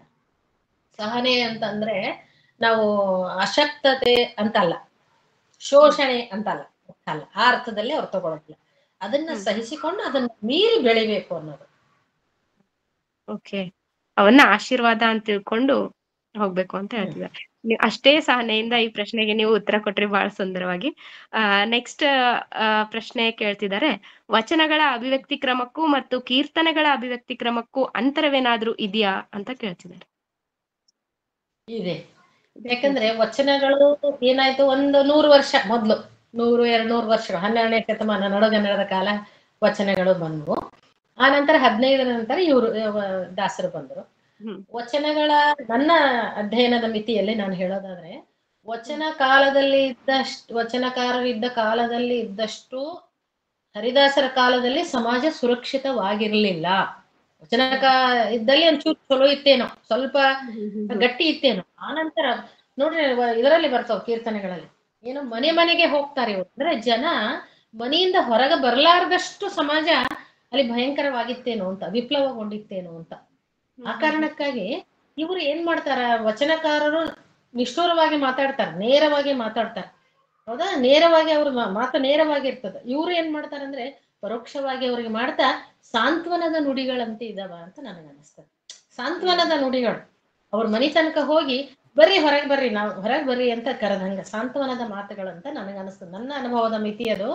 ಏನು ಅಂದ್ರೆ ವಚನಕಾರರು ಕೂಡ ಇದೇ ಕೆಲಸವನ್ನ ಮಾಡಿದ್ರು. ಜನರಲ್ಲಿ ಅರಿವನ್ನ ಹುಟ್ಟಿಸಿದ್ರು, ಜನರಲ್ಲಿ ಒಂದು ಕ್ರಾಂತಿಕಾರಕ ವಿಚಾರಗಳನ್ನ ಹುಟ್ಟಿಸಿದ್ರು. ಪ್ರಶ್ನೆ ಮಾಡೋದನ್ನ ಫಸ್ಟ್ ಕಲ್ಸ್ಕೊಟ್ಟವ್ರು ಅವರು. ಹೌದು. ಇಳೆ ನಿಮ್ಮದಾನ ಸುಳಿದು ಸೂಸುವ ಗಾಳಿ ನಿಮ್ಮದಾನ ನಿಮ್ಮ ಅನ್ನವನ್ನುಂಡು ಅನ್ಯರನ್ನು ಹೊಗಳುವ ಕುನ್ನಿಗಳೇನೆಂಬೆ. ಹೌದಲ್ಲ, ಇದು ನೇರವಾಗಿ ಇದ್ ಮಾಡುವಂತ ಜನರಲ್ಲಿ ಪ್ರಶ್ನೆ ಮಾಡುವ ಸಾಮರ್ಥ್ಯವನ್ನ ಹೆಚ್ಚಿಸಿದಂತವ್ರು ವಚನಕಾರರು. ಇವರು ಅಂತಃಸತ್ವವನ್ನ ಹೆಚ್ಚಿಸಿದಂತವ್ರು. ಅಂದ್ರೆ ಸಮಾಜ ಹಾಗೆ ಇನ್ನೂ ಕುಗ್ಗಿ ಹೋಗಿತ್ತು. ಹರಿದಾಸರು ಬರುವ ಕಾಲಕ್ಕ ಸಮಾಜದಲ್ಲಿ ಇನ್ನೂ ಜಾಸ್ತಿ ಅವರು ಕುಗ್ಗಿದ್ರು. ಅವರಲ್ಲಿ ಒಂದು ಅಂತಃಸತ್ವವನ್ನ, ಶಕ್ತಿಯನ್ನ ತುಂಬಿದಂಥವ್ರು. ಹೊರಗೆ ಬರ್ರಿ ಮನೆಯೊಳಗೆ ಕುತ್ಕೊಳ್ಬೇಡ್ರಿ, ಹೊರಗೆ ಬರ್ರಿ ಅಂತ ಮನೆ ತನಕ ಹೋದಂತವ್ರು ಹರಿದಾಸರು ಅನಿಸ್ತು. ಅಂದ್ರೆ ಭಾಷೆಯಲ್ಲಿ ಯಾಕೆ ವ್ಯತ್ಯಾಸ ಆಗ್ತದಂದ್ರೆ ಆಯಾ ಕಾಲಘಟ್ಟದಲ್ಲಿ ಏನು ಪರಿಸ್ಥಿತಿ ಇರ್ತದೋ ಅದರ ಪ್ರಕಾರ ಭಾಷೆ ಇರ್ತದೆ. ಅದೇ ಯಾವುದೇ ಒಂದು ಭಾಷೆ ಉಟ್ಕೊಂಡ್ರೆ, ಈಗ ಒಬ್ಬ ಯಾರು ನಮ್ಮ ಪೊಲೀಸರ ಭಾಷೆ ಬೇರೆ ಇರ್ತದ, ಒಬ್ಬ ವಿಜ್ಞಾನಿಯ ಭಾಷೆ ಬೇರೆ ಇರ್ತದ, ಒಬ್ಬ ವಕೀಲರ ಭಾಷೆ ಬೇರೆ ಇರ್ತದ, ಒಬ್ಬ ರಾಜಕಾರಣಿಯ ಭಾಷೆ ಬೇರೆ ಇರ್ತದ, ಒಬ್ಬ ಸಾಹಿತಿಯ ಭಾಷೆ ಬೇರೆ ಇರ್ತದ. ಹೌದಿಲ್ಲ? ಹಾಗೆ ಕಾಲಘಟ್ಟದಲ್ಲಿ ಕೂಡ ಒಂದು ಸಂದರ್ಭಕ್ಕೆ ಅನುಗುಣವಾಗಿ ಭಾಷೆ ಆಯಾ ಕಾಲದಲ್ಲಿ ಬರ್ತದೆ. ನಾನು MM ಕಲಬುರ್ಗಿ ಸರ್ ಹತ್ರ ಈ ಕುರಿತು ಚರ್ಚೆ ಮಾಡಿದೆ. ವಚನ ಸಾಹಿತ್ಯದಲ್ಲಿ ಹಿಂಗ್ ಬಂದ, ಇಲ್ಲಿ ಬಂದಿಲ್ಲಲ್ಲ, ಮತ್ತೆ ಹೆಂಗ್ ಬರೀ ನಾ PhD ಮಾಡೋ ಮುಂದೆ ರಿಫ್ರೆಷರ್ ಕೋರ್ಸಿಗೆ ಹೋದ್ರಿಂದ ಸರ್ ಸಿಕ್ಕಿದ್ರು. ನಾನು ಅವ್ರ ಹತ್ರ ಚರ್ಚೆ ಮಾಡ್ತಿದ್ದೆ. ಅವಾಗ ಅವ್ರು ಅಂದ್ರು, ನೋಡಮ್ಮ, ಒಂದು ಸರಿ ಒಬ್ರು ಬರ್ದಂಗೆ ಇನ್ನೊಬ್ರು ಬರಿಬೇಕಂತಿಲ್ಲ. ವಚನಕಾರರು ಬರ್ದಿದ್ದೆ ದಾಸರ ಬರಿಬೇಕು, ವಚನಕಾರರು ಇದ್ದದ್ದೆಲ್ಲವೂ ದಾಸರಲ್ಲಿ ಇರಬೇಕು ಅಂತ ನೀವು ನಿರೀಕ್ಷೆ ಮಾಡಬಾರ್ದು. ಯಾಕಂದ್ರೆ ಆಯಾ ಕಾಲಘಟ್ಟ, ಈ ಉತ್ತರ ಅವರಿಂದ ನಾನು ತಿಳ್ಕೊಂಡದ್ದು, ಆಯಾ ಕಾಲಘಟ್ಟದ ಸಾಮಾಜಿಕ ಪರಿಸ್ಥಿತಿಯನ್ನ ನೋಡಿ ಅವ್ರು ಬರ್ದಿರ್ತಾರ. ಈಗ ಹರಿದಾಸರ ಕಾಲದಲ್ಲಿ ಬಂದಂತ ಪರಿಸ್ಥಿತಿ ಬೇರೆ, ವಚನಕಾರರ ಕಾಲದಲ್ಲಿ ಇದ್ದಂತ ಪರಿಸ್ಥಿತಿ ಬೇರೆ ಇರ್ತದೆ. ಆಯಾ ಕಾಲಘಟ್ಟಕ್ಕೆ ಅನುಗುಣವಾಗಿ ಅವ್ರ ಭಾಷೆಯನ್ನ ಬಳಸ್ಕೊಂಡಿರ್ತಾರೆ. ಇಲ್ಲದಿದ್ರೆ ಹಂಗ ಆಗೋದಿಲ್ಲ. ಅದಕ್ಕೆ ಅಲ್ಲಿ ಇದ್ದದ್ದೆಲ್ಲ ಇಲ್ಲಿರ್ತದೇನೋ ಅಂತ ನೀವು ಕಂಪೇರ್ ಮಾಡಬಾರ್ದು ಅಂತ ಸ್ವತಃ ಕಲಬುರ್ಗಿ ಸರ್ ಅವರೇ, ನಾನು ರಿಸರ್ಚ್ ಮಾಡೋ ಮುಂದೆ ಅವ್ರ ಸರ್ ನಾನು ಮಾತಾಡ್ಸಿದ್ದೆ. ಅವಾಗ ಅವ್ರು ಈ ತರದ ಉತ್ತರವನ್ನೇ ಕೊಟ್ಟರು. ನಾನಂದ್ರೆ ಅದರಲ್ಲಿ ಇಂಥ ವಿಚಾರ ಇಲ್ಲ, ಇಂಥ ಅಂತಾರಲ್ಲ ಸರ್, ಹಿಂಗ್ ಮಾಡೋದು, PhD ಹೆಂಗ್ ಬರಿಬೇಕು ನಾನು ಅಂತ ಅವ್ರು ಕೇಳಿದ್ರೆ ಅವ್ರು ಈ ತರನೇ ಉತ್ತರ ಕೊಟ್ಟರು. ಇದಕ್ಕೆ ಸಂಬಂಧಪಟ್ಟಂಗೆ ಈ ಒಂದು ಪ್ರಶ್ನೆ, ಇನ್ನೊಂದು ಪ್ರಶ್ನೆ ನೆಕ್ಸ್ಟ್ ಬಂದಿದೆ. ಇದಕ್ಕೂ ಮುಂಚೆ ಇನ್ನೊಂದು ಪ್ರಶ್ನೆ ಇದೆ, ಅದನ್ನ ನಾನು ಆಮೇಲೆ ಕೇಳ್ತೀನಿ. ಯಾಕಂದ್ರೆ ಇದು ಈಗ ನೀವೇನ್ ಮಾತಾಡಿದ್ರಿ ಅದಕ್ಕೆ ಇದು ಹೊಂದಿಕೆ ಆಗ್ತಿದೆ. ದಾಸ ಸಾಹಿತ್ಯ ಹುಟ್ಟಲು ಇದ್ದ ಸಾಮಾಜಿಕ ಒತ್ತಡ ಏನು ಅಂತ ಕೇಳ್ತಿದ್ದಾರೆ. ಅದನ್ನ ಇವಾಗ ನೀವು ಮಾತಾಡಿದ್ರಿ. ಸಾಮಾಜಿಕ ಒತ್ತಡ ಒಂದು ಮತಧರ್ಮ, ಅದಂತೂ ಇತ್ತು ಅವಾಗೆಲ್ಲ. ಜೈನ ಧರ್ಮದ್ದು ಇರ್ಬೋದು, ಶೈವ ಇರ್ಬೋದು, ಅವಂತೂ ಇದ್ದೇ ಇತ್ತು. ನೀನೇ ಆಗ್ಬೇಕು ಅನ್ನುವಂಥದ್ದು ಒಂದು. ಎರಡನೇದ್ದು, ನಮ್ಮ ದೇಶಕ್ಕೆ ಪರಕೀಯರ ಆಗಮನ. ದೇಶದಲ್ಲಿ ಏನ್ ಬಂದ್ರಲ್ಲ, ಪರಕೀಯರು ಬಂದಾಗ ಸಾಮಾಜಿಕ ವ್ಯವಸ್ಥೆ ಬದಲಾಯ್ತಲ್ಲ, ಅಲ್ಲಿ ಕಷ್ಟ ಆಯ್ತು ಜನರಿಗೆ, ಸಾಮಾನ್ಯ ಜನರಿಗೆ ಬದುಕೋದು ಕಷ್ಟವಾಯ್ತು. ಸಾಮಾಜಿಕವಾದದ್ದೇ ಅಲ್ಲಿ. ಹೌದಲ್ಲ, ಬದುಕು ಬಹಳ ಕಷ್ಟವಾಯ್ತು. ಈಗ ಸತಿ ಸಹಗಮನದಂತ ಪದ್ಧತಿ ಯಾಕೆ ಬಂತು ನಮ್ಮ ಹತ್ರ? ಹೆಣ್ಮಕ್ಳನ್ನ ದೇವತೆಯ ಸ್ಥಾನದಲ್ಲಿ ನೋಡಿದಂತ ಭಾರತದಲ್ಲಿ ಸತಿ ಸಹಗಮನ ಅಂತ ಪದ್ಧತಿ, ಬಾಲ್ಯ ವಿವಾಹದಂತ ಪದ್ಧತಿ ಯಾಕೆ ಬಂದ್ವು ಅಂದ್ರೆ ಹೆಣ್ಮಕ್ಳಿಗೆ ಸುರಕ್ಷತೆ ಇರ್ಲಿಲ್ಲ. ಆನಂತರ ಅದು ಪದ್ಧತಿ ಆಯ್ತು. ಶುರುವಿಗೆ ಅದು ಏನಾಯ್ತು ಅಂತಂದ್ರೆ ಅನಿವಾರ್ಯವಾಯ್ತು. ಒಬ್ಬ ಹೆಣ್ಮಗಳಿಗೆ ಗಂಡ ಸತ್ಮೇಲೆ ನನ್ನನ್ನು ಯಾರು ರಕ್ಷಣೆ ಮಾಡ್ತಾರ ಅಂತ ಆಕಿಗೆ ಭಯ ಆಯ್ತು. ಅದಕ್ಕೆ ನಾ ಗಂಡನ ಜೊತೆ ಸಾಯೋಣ ಅಂತ ಆಕೆ ಸಹಗಮನ ಹೊಂಟು ಬಿಟ್ಲು. ಅದು ಯಾರು ಮಾಡಿದ್ದಲ್ಲ, ಸ್ವತಃ ಅವ್ರು ಹೋದದ್ದು. ಆನಂತರ ಅದು ರೂಢಿಗೆ ಬಂತು. ಈ ತರದ ಒಂದು ಸಾಮಾಜಿಕ ಸಮಸ್ಯೆಗಳಿದ್ವು. ಸಣ್ಣ ಮಕ್ಕಳನ್ನ ಯಾರು ರಕ್ಷಣೆ ಮಾಡ್ಬೇಕು? ಒಂದು ಮದುವೆ ಅಂತ ಮಾಡಿದ್ರೆ ಆ ಹುಡುಗಿ ಸುರಕ್ಷಿತವಾಗಿರ್ತಾಳೆ, ಅದಕ್ಕೆ ಬಾಲ್ಯ ವಿವಾಹ ಅಂತ ಪದ್ಧತಿ ಬಂತು. ಈ ತರ ಸಾಮಾಜಿಕ ಒತ್ತಡಗಳು ಇರ್ತಾವೆ ಆ ಕಾಲದಲ್ಲಿ. ಎಲ್ಲವೂ ನಾವು ದಾಖಲೆ ಆಗಿರುವುದಿಲ್ಲ, ಎಲ್ಲವೂ ದಾಖಲೆ ಮಾಡೋದಕ್ಕೆ ಆಗಿರುವುದಿಲ್ಲ. ಈ ತರದ ಒಂದು ವಿಚಾರಗಳನ್ನ ನಾವು ಸೂಕ್ಷ್ಮವಾಗಿ ಗಮನಿಸಿದ್ರೆ ನಮಗ್ ಗೊತ್ತಾಗ್ತದೆ. ಪರಕೀಯರ ಒಂದು ದಾಳಿ ಏನದಲ್ಲ ದೇಶದ ಮೇಲೆ ಬಂತಲ್ಲ, ಅನೇಕ ಬದಲಾವಣೆಗೆ ಅದು ಕಾರಣವಾಯ್ತು. ನಮ್ಮಲ್ಲಿರುವಂತ ಶಿಕ್ಷಣ ಪದ್ಧತಿ, ಸಮಾಜ, ಕುಟುಂಬ ವ್ಯವಸ್ಥೆ, ಅನೇಕ ಇದರ ಮೇಲೆ ಅದು ಬದಲಾಯ್ತು. ಇವತ್ತಿಗೂ ನಾವು ಅದರಿಂದ ಹೊರಗೆ ಬರೋದಕ್ಕೆ ಆಗ್ತಾ ಇಲ್ಲ. ಇವತ್ತಿಗೂ ಆ ವ್ಯವಸ್ಥೆಯಿಂದ ಹೊರಗೆ ಬರೋದಕ್ಕೆ ಆಗ್ತಿಲ್ಲ. ಆ ನಂತರ ನಮ್ಮ ಅನೇಕ ಸಮಾಜಮುಖಿಯಾದಂತಹ ನಾಯಕರು ಹೋರಾಟ ಮಾಡಿ ಆ ಎಲ್ಲ ಪದ್ಧತಿಗಳನ್ನ ಏನ್ ಮಾಡಿದ್ರು, ತೆಗೆಯುವ ಪ್ರಯತ್ನ ಮಾಡಿದ್ರು. ಆದ್ರೂ ಅಲ್ಲೊಂದು ಇಲ್ಲೊಂದು ಇಂಥ ಪದ್ಧತಿಗಳು ಇವತ್ತಿಗೂ ಕಾಣಿಸ್ತವೆ. ಇವೆಲ್ಲವೂ ಒತ್ತಡಗಳೇ, ಸಮಾಜದಲ್ಲಿ ಇರುವಂತಹ ಒತ್ತಡಗಳು ಬೇರೆ ಬೇರೆ. ಈಗ ಜಗತೀಕರಣದ ಒತ್ತಡ ನಮ್ಮ ಮೇಲಿದೆ. ಜಗತೀಕರಣಕ್ಕೆ ನಾವು ಹೆಂಗ ಹೋಗ್ಬೇಕು, ಹೆಂಗ ಸಿದ್ಧ ಮಾಡ್ಬೇಕು ಮಕ್ಕಳನ್ನ ಜೊತೆ ಹೆಣ್ಮಕ್ಳನ್ನ ಹೆಂಗ್ ಸಿದ್ಧ ಮಾಡ್ಬೇಕು, ಈ ತರದ ಪ್ರಶ್ನೆಗಳು ಕೂಡ ಇವತ್ತು ನಮ್ಮನ್ನ ಕಾಡ್ತಾವ. ಹೌದಲ್ಲ? ಆ ಕಲ್ಪನೆ ಒತ್ತಡ ಇತ್ತು. ಆ ಸಂದರ್ಭದಲ್ಲಿ ಅವ್ರು ಹೇಳೋದು ಅದನ್ನೇ, ನೀವ್ ಯಾಕೆ ಜಗಳ ಆಡ್ತೀರಿ, ಬಡದಾಡ್ತೀರಿ, ಎಷ್ಟು ದಿನ ನೀವು ಬದುಕ್ತೀರಿ, ಹೆಣ್ಣು ಮಣ್ಣು ಹೊನ್ನು ಅಂತ ನೀವು ಬಡದಾಡ್ಬೇಡ್ರಿ. ಈ ಶಬ್ದಗಳೇ ಹೇಳ್ತಾವಿಲ್ಲ, ಹೆಣ್ಣುಗಳಿಗೆ ಹೆಣ್ಣು ಹೊನ್ನು, ಈ ಮೂರು ಶಬ್ದಗಳೇ ನಮಗ್ ಹೇಳ್ತಾವ. ಈ ಮೂರಕ್ಕಾಗಿ ಜನ ಜಗಳಾಡಿದ್ರು. ಈ ಮೂರು ಜಾಗದಲ್ಲಿ ಹೊನ್ನು ಮಣ್ಣು ಅದು ನಿರ್ಜೀವವಾದದ್ದು, ಹೆಣ್ಣು ನಿರ್ಜೀವವಾದದ್ದು, ಜೀವಂತವಾದದ್ದು. ಮತ್ತೆ ಆ ಹೆಣ್ಣಿನ ಸಂರಕ್ಷಣೆ ಏನು, ಆಕೆ ಬದುಕುವಂತ ವಿಧಾನ ಏನು, ಅಲ್ಲಿ ಪ್ರಶ್ನೆಯಾಗಿ ಈ ತರದ ಬದಲಾವಣೆಗಳು ನಡೆದವು. ವಚನಕಾರರಾಗ್ಲಿ, ದಾಸರಾಗ್ಲಿ, ಅಥವಾ ಈಗಿನ ಸಾಹಿತಿಗಳಾಗ್ಲಿ ಆಯಾ ಒಂದು ಸಾಮಾಜಿಕ ಇದೇನಿರುತ್ತೆ ಅದನ್ನೇ ನಾವು ಬರಹ ರೂಪಕ್ಕೆ ಸಾಮಾಜಿಕ ಬೆಲೆಗೆ ಅನುಗುಣವಾಗಿ ಅವರು ಅದನ್ನ ಬರೀತಾರೆ. ಬರೀತಾರೆ. ಅವ್ರು Okay. ಯಾರು ಪ್ರಶಸ್ತಿ ತಗೋಬೇಕಂತ ಬರ್ದವ್ರಲ್ಲ. ಈ ತತ್ವ ಸಾಹಿತ್ಯ ಹೌದು, ಹೌದು. ಯಾವುದು ಸಾಹಿತ್ಯಗಳು ಹಂಚ್ಕೋಬೇಕು ಅಂತ ಬರ್ದವ್ರಲ್ಲ. ಅವರೆಲ್ಲರೂ ಇಲ್ಲ. ಸಮಾಜದಲ್ಲಿ ಸಕ್ರಿಯವಾಗಿ ಸಮಾಜದಲ್ಲಿ ಜನರನ್ನ ರಕ್ಷಣೆ ಮಾಡ್ಬೇಕು ಅನ್ನೋದೇ ಅವರ ಮುಖ್ಯ ಉದ್ದೇಶ. ಜನರಿಗೆ ಅರಿವು ಮುಟ್ಟಿಸ್ಬೇಕು, ಜನರನ್ನ ಒಳ್ಳೆಯ ಬದುಕಿಗೆ ರೂಪಿಸಬೇಕು ಅನ್ನೋದೇ ಅವ್ರ ಮುಖ್ಯ ಉದ್ದೇಶವಾಗಿದೆ. ಹೌದು, ಹೌದು, ನಿಜ. ಇನ್ನೊಂದು ಪ್ರಶ್ನೆ ಕೇಳಿದ್ದಾರೆ. ವಾಗತ್ಯ ಪಡುವುದೇ ವಿಧಿ ನಿಷೇಧಾಚರಣೆ, ರೋಗಾನುಭವವೇ ಉಗ್ರ ತಪವು ಎಂಬ ಸಾಲಿನ ತಾತ್ವಿಕತೆಯನ್ನ ಇನ್ನಷ್ಟು ವಿವರಿಸಲು ಸಾಧ್ಯವೇ? ಸಾಧ್ಯ ಇದೆ. ಈಗ ಏನಿದೆ ನೋಡ್ರಿ, ವಾಗತ್ಯ ಪಡುವುದೇ. ವಾಗತ್ಯ ಅಂತಂದ್ರೆ ಏನಂದ್ರೆ, ಈಗ ವಿಧವೆ ಹೆಣ್ಮಗಳು ನಮ್ಮ ಎದುರಿಗೆ ಬರಬಾರ್ದು, ವಾಗತ್ಯ ಆಯ್ತಪ್ಪ, ಹೌದಾ? ಆಮೇಲೆ ಅಕ್ಕಿ ಎಲ್ಲರಿಗಿಂತ ಮೊದ್ಲು ಊಟ ಮಾಡಬಾರ್ದು, ಆಮೇಲೆ ಸಂಜೆ ಬಂದು ಅಕ್ಕಿನ ಕರಿಯೋದಿಲ್ಲ, ಈ ತರ. ಬೆಕ್ಕು ಹೋದ್ರೆ ಇವೆಲ್ಲ ಏನಿದ್ದಾವಲ್ಲ, ಇವು ಎಲ್ಲವೂ ಸಂಸ್ಕೃತಿಯ ಒಳಗೆ ಸೇರಿದಂತಹ ಸಂಪ್ರದಾಯಗಳು. ಇದಕ್ಕೆ ಶಾಸ್ತ್ರ ಎಲ್ಲಿ ಇಲ್ಲ, ಆಧಾರ ಇಲ್ಲ. ಆದ್ರೆ ನಾವು ಮಾಡ್ಕೊಂಡಿದ್ದು, ರೂಢಿಯೊಳಗೆ ಮಾಡ್ಕೊಂಡಿದ್ದು, ಇದಕ್ಕೆ ಎಲ್ಲಿ ಇಲ್ಲ. ನಮ್ಗೆ ಮಕ್ಳು ಇಲ್ಲಾರ್ದವ್ರು ಎದುರು ಬರಬಾರ್ದು, ಗಂಡ ಸತ್ತವ್ರು ಎದುರು ಬರಬಾರ್ದು, ಅವ್ರು ಊಟ ಮಾಡಬಾರ್ದು, ಈ ತರ ಯಾವ್ದು ಇಲ್ಲ ನಮ್ಮ ಹತ್ರ. ನಾವಾಗಿ ಮಾಡಿಕೊಂಡಂತಹ ವ್ಯವಸ್ಥೆ. ವಿಧಿ ನಿಷೇಧಗಳು ಅಂದ್ರೆ ಸಂಪ್ರದಾಯದ ಇದರಲ್ಲಿ ಇರ್ತದೆ, ಧರ್ಮದಲ್ಲಿ ಇರ್ತದೆ. ಇದನ್ನ ತಿನ್ನಬೇಕು, ಈ ಪದಾರ್ಥ ತಿನ್ಬೇಕು, ಈ ಪದಾರ್ಥ ತಿನ್ನಬಾರ್ದು, ವಿಧಿ ನಿಷೇಧಗಳೇ ಇರ್ತದೆ. ನೀವು ಏಕಾದಶಿ ಉಪವಾಸ ಮಾಡಬೇಕು, ಇದು ಸಂಪ್ರದಾಯ. ಇದು ಏನೋ ವಿವರಣೆ ಅಲ್ಲಿ ಇರ್ತದೆ. ನಮ್ಮ ಸಂಪ್ರದಾಯ ಸಂಸ್ಕೃತಿ ಇವತ್ತು ಊಟ ಮಾಡಬಾರ್ದು, ನಾಳೆ ಊಟ ಮಾಡ್ಬೇಕು, ಈ ತರದ ಒಂದು ವ್ಯವಸ್ಥೆಗಳಿರ್ತಾವ. ಸ್ನಾನ ಮಾಡ್ಬೇಕು, ನದಿ ಸ್ನಾನ ಮಾಡಿ ಬರ್ಬೇಕು, ಈ ತರದ ಒಂದು ವ್ಯವಸ್ಥೆಗಳಿರ್ತಾವಲ್ಲ, ಅವುಗಳನ್ನ ಮಾಡೋದಕ್ ನಮ್ಗೆ ಆಗೋದಿಲ್ಲ. ವಿಧಿ ನಿಷೇಧಗಳನ್ನ ಪಾಲನೆ ಮಾಡೋದಕ್ಕೆ ಆಗೋದಿಲ್ಲ. ನಮ್ಗೆ ಎಷ್ಟೋ ಸರಿ ಅನ್ಕೊಳ್ತೀವಿ ಮಾಡೋಣ ಅಂತ, ಆಗೋದಿಲ್ಲ. ಅವಾಗ ಇದನ್ನೇ ನಾವು ವಿಧಿ ನಿಷೇಧ ಅಂತ ತಿಳ್ಕೊಳ್ಳೋಣ. ವಾಗತ್ಯ ಮಾಡ್ಕೊಳ್ಳೋದೇ ವಿಧಿ ನಿಷೇಧ ಅಂತ ತಿಳ್ಕೊಳ್ಳೋಣ. ವಾಗತ್ಯ ಮಾಡ್ಕೊಳ್ಳೋದಂದ್ರೆ ಅರ್ಥ ಆಯ್ತು, ಇದು ಆಡು ಭಾಷೆ ಇದೆ. ವಾಗತ್ಯ ಅನ್ನೋದು ನಮಗ್ ಬಹಳ ವಾಗತ್ಯ ಆಯ್ತಪ್ಪ ಅಂತಂತ, ಹೌದಾ? ವಾಗತ್ಯ ಆಯ್ತು ಅಂತಂದ್ರೆ ಏನಂದ್ರೆ, ನಮ್ಮ ಮನಸ್ಸಿಗೆ ಇಷ್ಟವಾಗಲಾರ್ದಂತ ಒಂದು ಘಟನೆ ನಡೀತದ. ಅದು ಇಷ್ಟವಾಗಲಾರ್ದ ಎಂತ ಘಟನೆ ಅಂದ್ರೆ, ಆ ಘಟನೆಗೆ ಯಾವುದೇ ಸೈದ್ಧಾಂತಿಕವಾದಂತಹ ವಿಚಾರ ಇರೋದೇ ಇಲ್ಲ, ನೆಲೆ ಇರೋದೇ ಇಲ್ಲ, ಸುಮ್ಮನೆ ಸಂಪ್ರದಾಯವಾಗಿ ಬಂದ್ಬಿಡ್ತದೆ. ಅದಕ್ಕೆ ವಾಗತ್ಯ ಅಂತ ಕರೀತಾರೆ. ಹೌದಾ? ವಾಗತ್ಯ ಮಾಡ್ಕೊಳ್ಳೋದು. ಈಗ ನಾವು ಏನೋ ಪೂಜೆ ಮಾಡ್ತಿರ್ತೀವಿ, ದೀಪ ಶಾಂತ ಆಗೋದು ಮನಸ್ಸಿಗೆ, ಯಾಕೋ ದೀಪ ಶಾಂತ ಆಯ್ತು, ಮನಸ್ಸಿಗೆ ವಾಗತ್ಯ ಆಯ್ತಪ್ಪ ಇವತ್ತು, ಈ ತರ ಅನ್ಕೊಂತೀವಿ.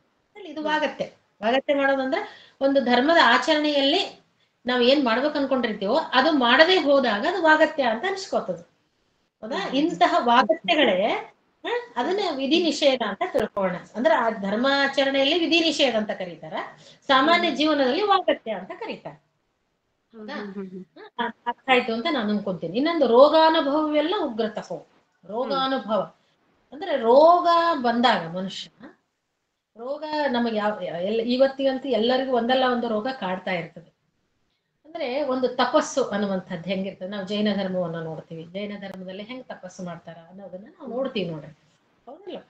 ಅಂತಹ ತಪಸ್ಸು ಅಂತ ತಿಳ್ಕೋಣ. ರೋಗ ಬಂತು ಅಂತ ನೀವು ನೊಂದ್ಕೊಳ್ಬೇಡ್ರಿ, ಉಪವಾಸ ಮಾಡ್ಬೇಕು ಅಥವಾ ಪಥ್ಯ ಮಾಡ್ಬೇಕು, ನಾನ್ ರೋಗಿಯಾಗಿದ್ದೀನಿ ಅಂತ ನೀವು ಅಂದ್ಕೋಬೇಡ್ರಿ. ಅದು ಭಗವಂತನಿಗೆ ಮಾಡುವ ತಪಸ್ಸು ಅಂತ ತಿಳ್ಕೊಳ್ರಿ ಅಂತ ಹೇಳ್ತಾರ. ತಪಸ್ಸದು ಬೇಸರ ಮಾಡ್ಕೋಬಾರ್ದು. ರೋಗ ಬಂತು ಅಂತ ಬೇಸರ ಮಾಡ್ಕೋಬಾರ್ದು. ಎಷ್ಟೋ ಜನ ರೋಗದ ವೇದನೆ ತಾಳಾರ್ದೆ ಆತ್ಮಹತ್ಯೆ ಮಾಡ್ಕೊಂಡಿದ್ದು ನಾವು ಪೇಪರ್ ನಲ್ಲಿ ಓದ್ತಾ ಇರ್ತೀವಿ. ರೋಗ ಬಂತು ಅಂದ್ರೆ ಅದನ್ನ ಅನುಭವಿಸ್ಬೇಕು ನಾವು ಅಷ್ಟೇ. ಅದನ್ನ ನಾವು ತಪಸ್ಸು ಅಂತ ತಿಳ್ಕೊಂಡ್ರೆ ಏನಾಗ್ಲಿ. ಈಗ ತಪಸ್ಸು ಮಾಡೋರು ಉಪವಾಸ ಇರ್ತಾರೆ, ಉಪವಾಸ ಮಾಡ್ತಾರ, ತಪಸ್ಸು. ಹೌದಾ? ತಪಸ್ಸು ಮಾಡೋರು ಹುತ್ತೆ ಮೈ ಬಂದಿರ್ತದಂತ, ಹಂಗ ಅವ್ರ ತಪಸ್ಸು. ಈಗ ಹಿಮಾಲಯದಲ್ಲಿ ಭೈರಪ್ಪನವ್ರ ಕಾದಂಬರಿ ಓದಿದ್ರೆ ಗೊತ್ತಾಗ್ತದ ನಮ್ಗ, ಅವ್ರು ಹಿಮಾಲಯದಲ್ಲಿ ಅರ್ಧ ಆಲೂಗಡ್ಡೆ ತಿಂದು ಇರ್ತಾರಂತ. ಈಗ ನಮಗ್ ಡಾಕ್ಟರ್ ತಿನ್ಬೇಡ್ರಿ, ಸಕ್ಕರೆ ತಿನ್ಬೇಡ್ರಿ ಅಂತ ಹೇಳ್ತಾರ. ನಮಗ್ ಎಷ್ಟು ಬೇಸರ ಆಗ್ತದ, ಉಪ್ಪು ತಿನ್ಬೇಡ್ರಿ ಅಂತಾರ, ಸಕ್ಕರೆ ತಿನ್ಬೇಡ್ರಿ ಅಂತಾರ, ನಾವ್ ಹೋಳಿಗೆ ತಿನ್ಬೇಕ, ಹೆಂಗ್ ಮಾಡ್ಬೇಕಪ್ಪ ಅಂತೀವಿ. ಅನ್ಬೇಡ್ರಿ, ಅದು ತಪಸ್ಸು ಅಂತ ತಿಳ್ಕೊಳ್ರಿ, ಯಾಕೆ ಬೇಸರ ಮಾಡ್ಕೊಂತೀರಿ? ಹೌದಲ್ಲ? ಅಂದ್ರೆ ಬದುಕಿಗೆ ಬಂದಂತಹ ಏನ್ ಸಂದರ್ಭಗಳಿದ್ದಾವಲ್ಲ ಅದನ್ನ ನೀವು ಏನ್ ಮಾಡ್ಲಿ, ಸಕಾರಾತ್ಮಕವಾಗಿ ಬದಲಾಯಿಸ್ಕೊಳ್ರಿ. ವಿಜಯದಾಸರು ಇನ್ನೊಂದು ಕಡೆ ಹೇಳ್ತಾರೆ, ಕಾಮ, ಕ್ರೋಧ, ಮೋದ, ಮದ, ಮತ್ಸರ ಇವುಗಳೇನ್ ಇದ್ದಾವಲ್ಲ, ಇವು ಬಿಡ್ಲಕ್ ಆಗದೇ ಇಲ್ಲ. ಇವು ನಮ್ ಜೊತೆಗೆ ಇರ್ತಾವ. ನಾವು ಹುಟ್ಟಿದಾಗಿಂದ ಇರ್ತಾವ. ನಾವ್ ಓದಿವಲ್ಲ, ಸ್ಥಾಯಿ ಭಾವ, ಸಂಚಾರಿ ಭಾವ, ಅವೆಲ್ಲ ಓದ್ತಿವಿ. ಇವು ನಮ್ ಹುಟ್ಟಿದಾಗಿಂದ ಇರ್ತಾವ, ಸಾಯೋತನ ಇರ್ತಾವ. ಇವು ಬಿಡೋದಿಲ್ಲ ನಮ್ಮನ್ನ.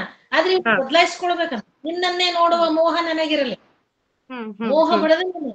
ನನ್ನ ಮೋಹ ಏನಿರ್ಬೇಕು, ನಿನ್ನನ್ನೇ ನೋಡುವ ಮೋಹ, ದೇವರನ್ನೇ ನೋಡ್ಬೇಕನ್ನೋ ಮೋಹ ನಮಗಿರ್ಬೇಕಂತ. ನಿನ್ನ ಟೀಕಿಸುವವರ ಮೇಲೆ ಕ್ರೋಧ ಏನಾಗಿರ್ಲಿ, ನಿನ್ನನ್ನು ಯಾರು ಬೈತಾರಲ್ಲ ಅವ್ರ ಮೇಲೆ ಸಿಟ್ಟು ಬರ್ಲಿ. ಈ ತರ ಈ ಅರಿಷಡ್ವರ್ಗಗಳನ್ನ ಹಿಂಗ ಬದಲಾಯಿಸಿ ಅವು ಬಿಡೋದಿಲ್ಲ ನಮ್ಮನ್ನ, ಅವನ್ನ ಬದಲಾಯಿಸ್ಕೊಳ್ಬಹುದು, ಅವನ್ನ ತರಬೇತಿ ಕೊಟ್ಕೋಬೇಕು. ಹರಿದಾಸರು ಹೇಳೋದು ಅದನ್ನ, ನಮ್ಮಲ್ಲಿರುವಂತಹ ಈ ಅವಗುಣಗಳೇನಿದ್ದಾವಲ್ಲ ಆ ಅವಗುಣಗಳನ್ನ ತರಬೇತಿ ಕೊಟ್ಟು ಸರಿ ಮಾಡ್ಕೋಬೇಕು. ಇದು ಬದುಕಿನ ರೀತಿ, ಇದು ಬದುಕಿನ ರೀತಿ. ನಾವ್ ಎಷ್ಟೋ ನಮ್ಮ ಮನಸ್ಸು ನಿಮ್ ಮನಸ್ಸಿನಂಗ ನೀವು ಬದುಕೋದಕ್ ಆಗೋದಿಲ್ಲ.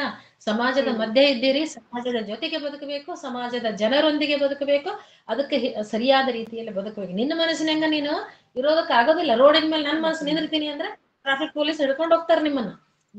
ಇದು ಅನ್ಯಾಯ ಮಾಡ್ಕೊಳ್ಳುವಂಥದ್ದು. ನೀವು ನಿಮ್ಮ ಮನಸ್ಸಿನಂಗ ನೀವು ಇರೋದಕ್ ಸಾಧ್ಯ ಇಲ್ಲ. ನೀವು ಬದಲಾಯಿಸ್ಕೊಳ್ಬೇಕು. ಅಂದ್ರೆ ನಮ್ಮಲ್ಲಿರುವಂತಹ ಗುಣಗಳನ್ನ ಪರಿವರ್ತಿಸಿಕೊಳ್ಬೇಕು. ಅದನ್ನ ಬದಲಾಯಿಸ್ಕೊಂಡು ತರಬೇತಿ ಕೊಟ್ಕೊಂಡು ಬದುಕನ್ನ ಸುಂದರ. ಇವೆಲ್ಲ ಹೇಳೋದು ಎದಕ್ಕಂದ್ರೆ ನಮ್ಮ ಬದುಕು ಸುರಕ್ಷಿತವಾಗಿ ಸುಂದರವಾಗಿ ಇರಬೇಕು ಅನ್ನೋದಕ್ಕೆ ಅವರು ಹೇಳೋದು. ನೀವ್ ಹೇಳ್ದ ಹಂಗೆ ರೋಗಾನುಭವ ಉಗ್ರ ತಪಸ್ಸು ಅನ್ನೋದಕ್ಕೆ ಬಹಳ ವಿವರಣೆ ಕೊಟ್ರಿ, ಚಂದ. ನಂಗೆ ಏನ್ ಅನ್ನಿಸ್ತು ಅಂತಂದ್ರೆ, ಈ ಕೊರೋನಾ ಬಂತಲ್ಲ, ನಾವು 14 ದಿನ ಕ್ವಾರಂಟೈನ್ ಏನ್ ಉಳಿದ್ವಿ, ಅದು ತಪಸ್ಸೇ. ಜೈನರು ಅವ್ರು ಯಾರು ಮಾಡೋದಕ್ಕಿಂತ ದೊಡ್ಡ ತಪಸ್ಸಾಗಿತ್ತು. ಮನೆಯಿಂದ ಹೊರಗೆ ಬರಬಾರ್ದು, ದೊಡ್ಡ ತಪಸ್ಸಾಗಿತ್ತು. ಸೊ ಅದು ನೀವ್ ಹೇಳ್ತಾ ಇದ್ರೆ ಹಂಗ ಅನಿಸ್ತು.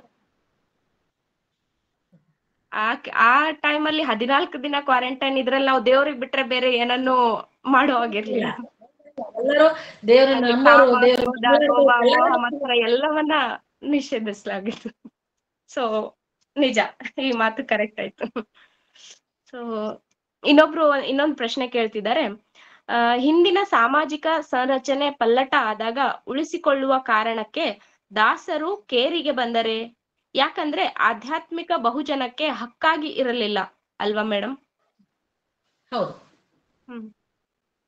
ಹಕ್ಕ ಇರ್ಲಿಲ್ಲ. ನೀವ್ ಇನ್ನೊಂದ್ಸರಿ ಕೇಳ್ರಿ ಪ್ರಶ್ನೆ. ಹಿಂದಿನ ಸಾಮಾಜಿಕ ಸಂರಚನೆ ಪಲ್ಲಟ ಆದಾಗ ಉಳಿಸಿಕೊಳ್ಳುವ ಕಾರಣಕ್ಕೆ ದಾಸರು ಕೇರಿಗೆ ಬಂದ್ರೆ? ಏನು ಉಳಿಸಿಕೊಳ್ಳೋದು? ನನ್ನ ಪ್ರಶ್ನೆ ಸಾಮಾಜಿಕ ಸಂರಚನೆ ಏನಿದೆಯಲ್ಲ, ಸಾಮಾಜಿಕ ಸಂರಚನೆ ಪಲ್ಲಟ ಆದಾಗ ಅದನ್ನ ಉಳಿಸ್ಕೊಳ್ಳೋ ಕಾರಣಕ್ಕೆ ದಾಸರು ಕೇರಿಗೆ ಬಂದ್ರ ಅಂತ ಕೇಳ್ತಿದ್ದಾರೆ ಬಹುಶಃ. ವ್ಯವಸ್ಥೆ, ಸಮಾಜ ವ್ಯವಸ್ಥೆ ಜೊತೆಗೆ ಕುಟುಂಬ. ಇಲ್ಲಿ ಹರಿದಾಸರು ಏನ್ ಮಾಡಿದ್ರು ಅಂದ್ರೆ, ವ್ಯಕ್ತಿಗತವಾಗಿ ಹೋದಂಥವ್ರು, ವ್ಯಕ್ತಿ, ಕುಟುಂಬ, ಸಮಾಜ, ಅದರ ಮುಖೇನ ಸಮಾಜ. ಅಲ್ಲಿ ನಿಮ್ಗೆ ಸಮಾಜ ಯಾವಾಗ ಬರ್ತದ? ವ್ಯಕ್ತಿಗಳು ಸೇರಿದ್ರೆ ಬರ್ತದ. ವ್ಯಕ್ತಿಗಳೇ ಅಲ್ಲಿ ಹೆದರ್ಕೊಂಡು ಕೂತಾಗ, ವ್ಯಕ್ತಿಗಳಿಗೆ ಬದುಕೋ ಅವಕಾಶ ಇಲ್ಲ ಅಂದಾಗ ಸಮಾಜ ಹೆಂಗಿರೋದಕ್ಕೆ ಸಾಧ್ಯ ಅದ? ಆ ಮುಖಾಂತರ ವಚನಕಾರರು ಸಮಾಜಮುಖಿಯಾಗಿ ಬಂದ್ರು, ಇವರು ವ್ಯಕ್ತಿಗತವಾಗಿ ಬಂದ್ರು. ಒಬ್ಬೊಬ್ಬ ವ್ಯಕ್ತಿಯನ್ನ ಮುಖ್ಯ ಇಟ್ಕೊಂಡ್ರು. ಅದಕ್ಕೆ ಹೇಳಿದ್ರು, ಮಾನವ ಜನ್ಮ ದೊಡ್ಡದು, ಇದು ಹಾನಿ ಮಾಡಲೇಬೇಡ. ವ್ಯಕ್ತಿಯನ್ನ ಮುಖ್ಯವಾಗಿ ಇಟ್ಟುಕೊಂಡು ಬಂದ್ರು. ವ್ಯಕ್ತಿಯ ಬದಲಾವಣೆಯೇ ಸಮಾಜದ ಮೂಲ ಶಕ್ತಿ. ಅದಕ್ಕಾಗಿ ಅವ್ರು ಕೇರಿಗೆ ಬಂದ್ರು. ಎಲ್ಲರನ್ನ ಇದು ಮೇಲ್ವರ್ಗ, ಕೆಳವರ್ಗ, ಹೆಣ್ಣು ಗಂಡು ಅನ್ನುವಂತಹ ತಾರತಮ್ಯವನ್ನ ಬಿಟ್ಟು ಎಲ್ಲರಿಗೂ, ಪ್ರತಿಯೊಬ್ಬರಿಗೂ ಆತ್ಮಸ್ಥೈರ್ಯವನ್ನ, ಆತ್ಮವಿಶ್ವಾಸವನ್ನ. ನೋಡ್ರಿ, 1, 2 ಯಾವಾಗೋ ಯುದ್ಧ ಆದ್ರೆ ನಮಗಷ್ಟು ಭಯ ಆಗ್ತದ. ನಿರಂತರವಾಗಿ, ಅದು ನಮ್ಮ ಉತ್ತರ ಕರ್ನಾಟಕದಲ್ಲೇ ಈ ತತ್ವ ಸಾಹಿತ್ಯ ಜಾಸ್ತಿ ಬಂದದ್ದು. ಯಾಕಂದ್ರೆ ಇಲ್ಲಿ ಯುದ್ಧಗಳು, ಕೃಷ್ಣದೇವರಾಯ, ಬಿಜಾಪುರ ದೊರೆಗಳು, ಹೈದರಾಬಾದ್ ನಿಜಾಮ್ರು, ಇವ್ರೆಲ್ಲರೂ ನಮ್ಮ ಯುದ್ಧದ ಇದರಲ್ಲೇ ಇದ್ದವ್ರು, ಭಯದಲ್ಲೇ ಇದ್ದವ್ರು. ಯಾರು ಗೆಲ್ತಾರೋ ಬೇರೆ ಮಾತು, ಆದ್ರೆ ಅದರ ಪರಿಣಾಮ ಬೀರೋದು ಸಾಮಾನ್ಯ ಮನುಷ್ಯನ ಮೇಲೆ, ಅವನ ಕುಟುಂಬದ ಮೇಲೆ, ಹೌದಾ, ಕುಟುಂಬದ ಸದಸ್ಯರ ಮೇಲೆ. ಹೀಗಾಗಿ ನಮ್ಮ ಹತ್ರ ತತ್ವ ಸಾಹಿತ್ಯ ಬೆಳೆದು ಬರೋದಕ್ಕೆ ಇದೇ ಮುಖ್ಯ ಉದ್ದೇಶ. ಮೇಲಿಂದ ಮೇಲೆ ಯುದ್ಧಗಳು, ಅಪಾಯ, ತೊಂದರೆ, ನೋವು, ಹೌದಾ, ಅವುಗಳನ್ನ ನಿವಾರಿಸುವುದಕ್ಕಾಗಿ, ಅವುಗಳಿಂದ ಹೊರತರುವುದಕ್ಕಾಗಿ ಇಂತಹ ತತ್ವ ಸಾಹಿತ್ಯ ನಮ್ಮ ಹತ್ರ ಬೆಳೆದು ಬಂದು, ಹೆಚ್ಚು ನಮ್ಮ ಹತ್ರ ಬೆಳೆದು ಬಂದಿರೋದು ಅದೇ ಕಾರಣಕ್ಕೆ ಅಂತ ನನಗೆ ಅನಿಸ್ತದೆ. ಬೇರೆ ಕಡೆನೇ ಯುದ್ಧಗಳಾಗುವ, ಆದ್ರೆ ನಮ್ಮ ಹತ್ರ ವರ್ಷದಲ್ಲಿ ಇತಿಹಾಸ ತೆಗೆದು ನೋಡಿದ್ರೆ ಗಾಬರಿ ಆಗ್ತದೆ. ನಮ್ಮ ಜನರು ಎಂತ ಧೈರ್ಯವಂತರಪ್ಪ ಅನಿಸ್ತದೆ. ನಮ್ಮ ಹಿರಿಯರು ಅಷ್ಟು ಯುದ್ಧಗಳು ನಡೆದು, ಮೇಲೆ ಯುದ್ಧಗಳು ನಡೆದು. ಹೀಗಾಗಿ ನಮ್ಮ ಜಿಲ್ಲೆಗಳಲ್ಲಿ, ನಮ್ಮ ಉತ್ತರ ಕರ್ನಾಟಕದ ಭಾಗದಲ್ಲಿ ಶರಣರು, ದಾಸರು, ತತ್ವಪದಕಾರರು ಎಲ್ಲರೂ ನಮ್ಮ ಹತ್ರ ಇಲ್ಲಿ ಹೆಚ್ಚು ಸಾಹಿತ್ಯ ರಚನೆ ಮಾಡಿದ್ದನ್ನ ನಾವು ನೋಡ್ತೀವಿ. ಇದು ನನಗೆ ಅನಿಸಿದ್ದು. ಓಕೆ, ಮತ್ತೆ ಯಾರಾದ್ರೂ ಪ್ರಶ್ನೆ ಕೇಳುವವರಿದ್ರೆ ಕೇಳ್ಬಹುದು.